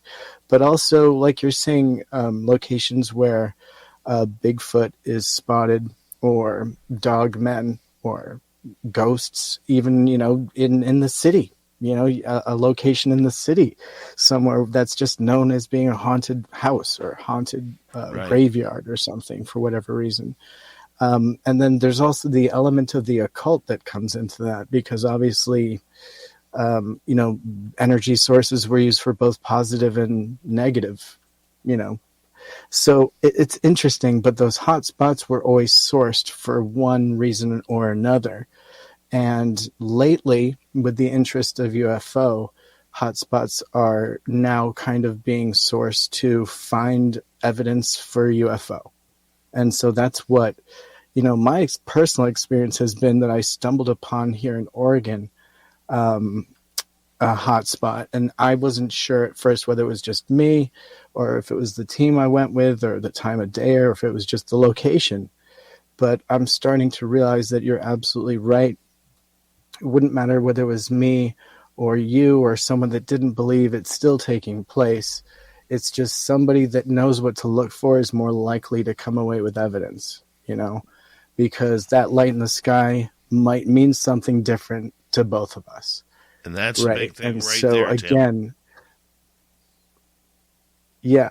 And so a hotspot, again, would be up to interpretation and the data that you're gathering from that hotspot. So it's a loose term, but I can definitely say that what I personally would consider a hotspot is somewhere that delivers consistent data, whether it may not always be the same, but it gives me information constantly, whether it's coming from the sky or the ground or the water or the people around just sensing things. I think all of that is information, and especially in the Uinta Basin, we found that a lot of that data was migratory. So, really, we'd find, so the phenomenon would kind of follow in kind of waves. It wouldn't necessarily be the same time of day, but we would get magnetic spikes in a field that we had been out there getting no spikes, nothing at all, just all base readings, ground readings. We'd go out one afternoon, massive spikes. And sure enough, later that day, we'd be capturing stuff all over the place and having weird experiences all around us. And you'd kind of feel it. It would be like, I don't know, a little bit hard to explain. And this kind of digs into the fringe a little bit. What you would call woo, I call fringe. And it's the same thing. It's just, when the hair stands up on the back of your neck and you're just kind of like, you're in the groove. You don't have to really plan things out. Things start to happen around you and you start to go into kind of like a more document phase. And you know what I mean? Where you're just like, okay, I need to get ready for something. And so you start rolling cameras and you're just like, well, I don't know. And it's just one of those things that's kind of hard to explain. The whole team experiences it at the same time, like you said, as a group. But you brought up a good point. A hot spot. You brought up a good point, though, Tim. And I don't even think you said it. And that is that a hot spot for me may not be a hot spot for you when you're here with me. I may see action all over the place. You see nothing. And vice versa if I'm at your hot spot. Yeah. Yeah. And I think intention plays deeply into it, and I always make sure to have on board somebody that hasn't had an experience in the world yet. Just because I've seen something, I kind of know what to look for and I can capture it relatively easily. Somebody that may not know what to look for, hasn't had an experience, simply doesn't know what to look for. And so they don't have the experience that I do, even if I point it out. I can see that. And that in itself is data. I can see that. I can completely see that. Tim, we got about 35 seconds left in tonight's show. Hot spots. What give me one or two things that people should look for in a UFO hotspot? Right. Well, typically it'll have a history. And so whoever has lived in that area, there'll be a written history of it. So research the area absolutely before you consider something a hotspot. If the ancients walked there and considered it something important, then you can probably bet that it is still. That's a great roadmap. Ley lines are a great roadmap. And then again, just searching MUFON. Like you can kind of just go to MUFON's website and you can look at a current hotspot map, right? Just current sightings. And this is another great tool. Going online and looking at UFO tracking, which is all available on the internet, and it'll just show you current hotspots. Very true. And as Jonathan says, true experiencers are beacons or a lighthouse and create personal hotspots. That's exactly right. Little Johnny Davies. Thank you, Tim. We got Mr. Ron Bumblefoot Thaw rocking in the background with Little Brother is Watching. Bumblefoot is the official music of Spaced Out Radio, rocking us in and out of every single show. Get your horns up for the guitar god himself. Special thanks to everybody listening in at home, at work, in your car, wherever you may be. Thank you to everyone in our chat room tonight. YouTube, Twitch, LGAB, Facebook, Spreaker, the Space Travelers Club, and on Twitter at hashtag Spaced Out Radio. I know you're out there somewhere. Remember, this show is copyright by Spaced Out Radio and SOR Media Ventures Limited. Thank you so much for choosing to share your evening with us, because together, my friends, we're watching. We own the night. Mr. Bumblefoot, we need a favor. We need you to take us home.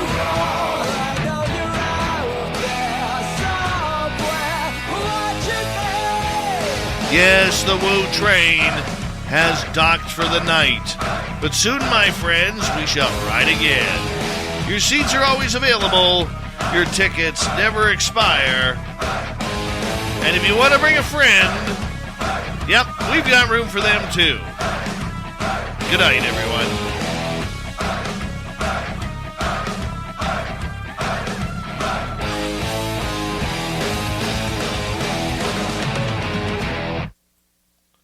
Mary redeemed a $50,000 cash prize playing Chumba Casino online. I was only playing for fun, so winning was a dream come true. Chumba Casino is America's favorite free online social casino. You, too, could have the chance to win life-changing cash prizes. Absolutely anybody could be like Mary. Be like Mary. Log on to ChumbaCasino.com and play for free now. No purchase necessary. Void where prohibited by law. 18 plus terms and conditions apply. See website for details. The voice in the preceding commercial was not the actual voice of the winner.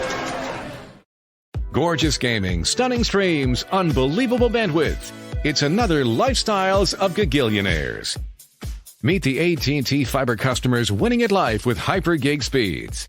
Meet Gagillionaire Terry. While his love of streaming horror movies has him constantly on the edge of his seat, his internet bill won't give him a scare. Oh, don't go in there. I'm telling you. Because since Terry upgraded to AT&T Fiber with hyper gig speeds, he doesn't worry about data caps or equipment fees. Come on, man. The door's open for a reason.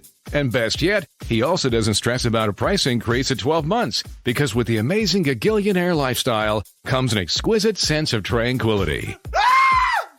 Most of the time. Live like a Gagillionaire. Get straightforward pricing with AT&T Fiber. Internet that upgrades everything. No data caps, no equipment fees, and no price increase at 12 months. Limited availability in select areas. Visit att.com/hypergig for details.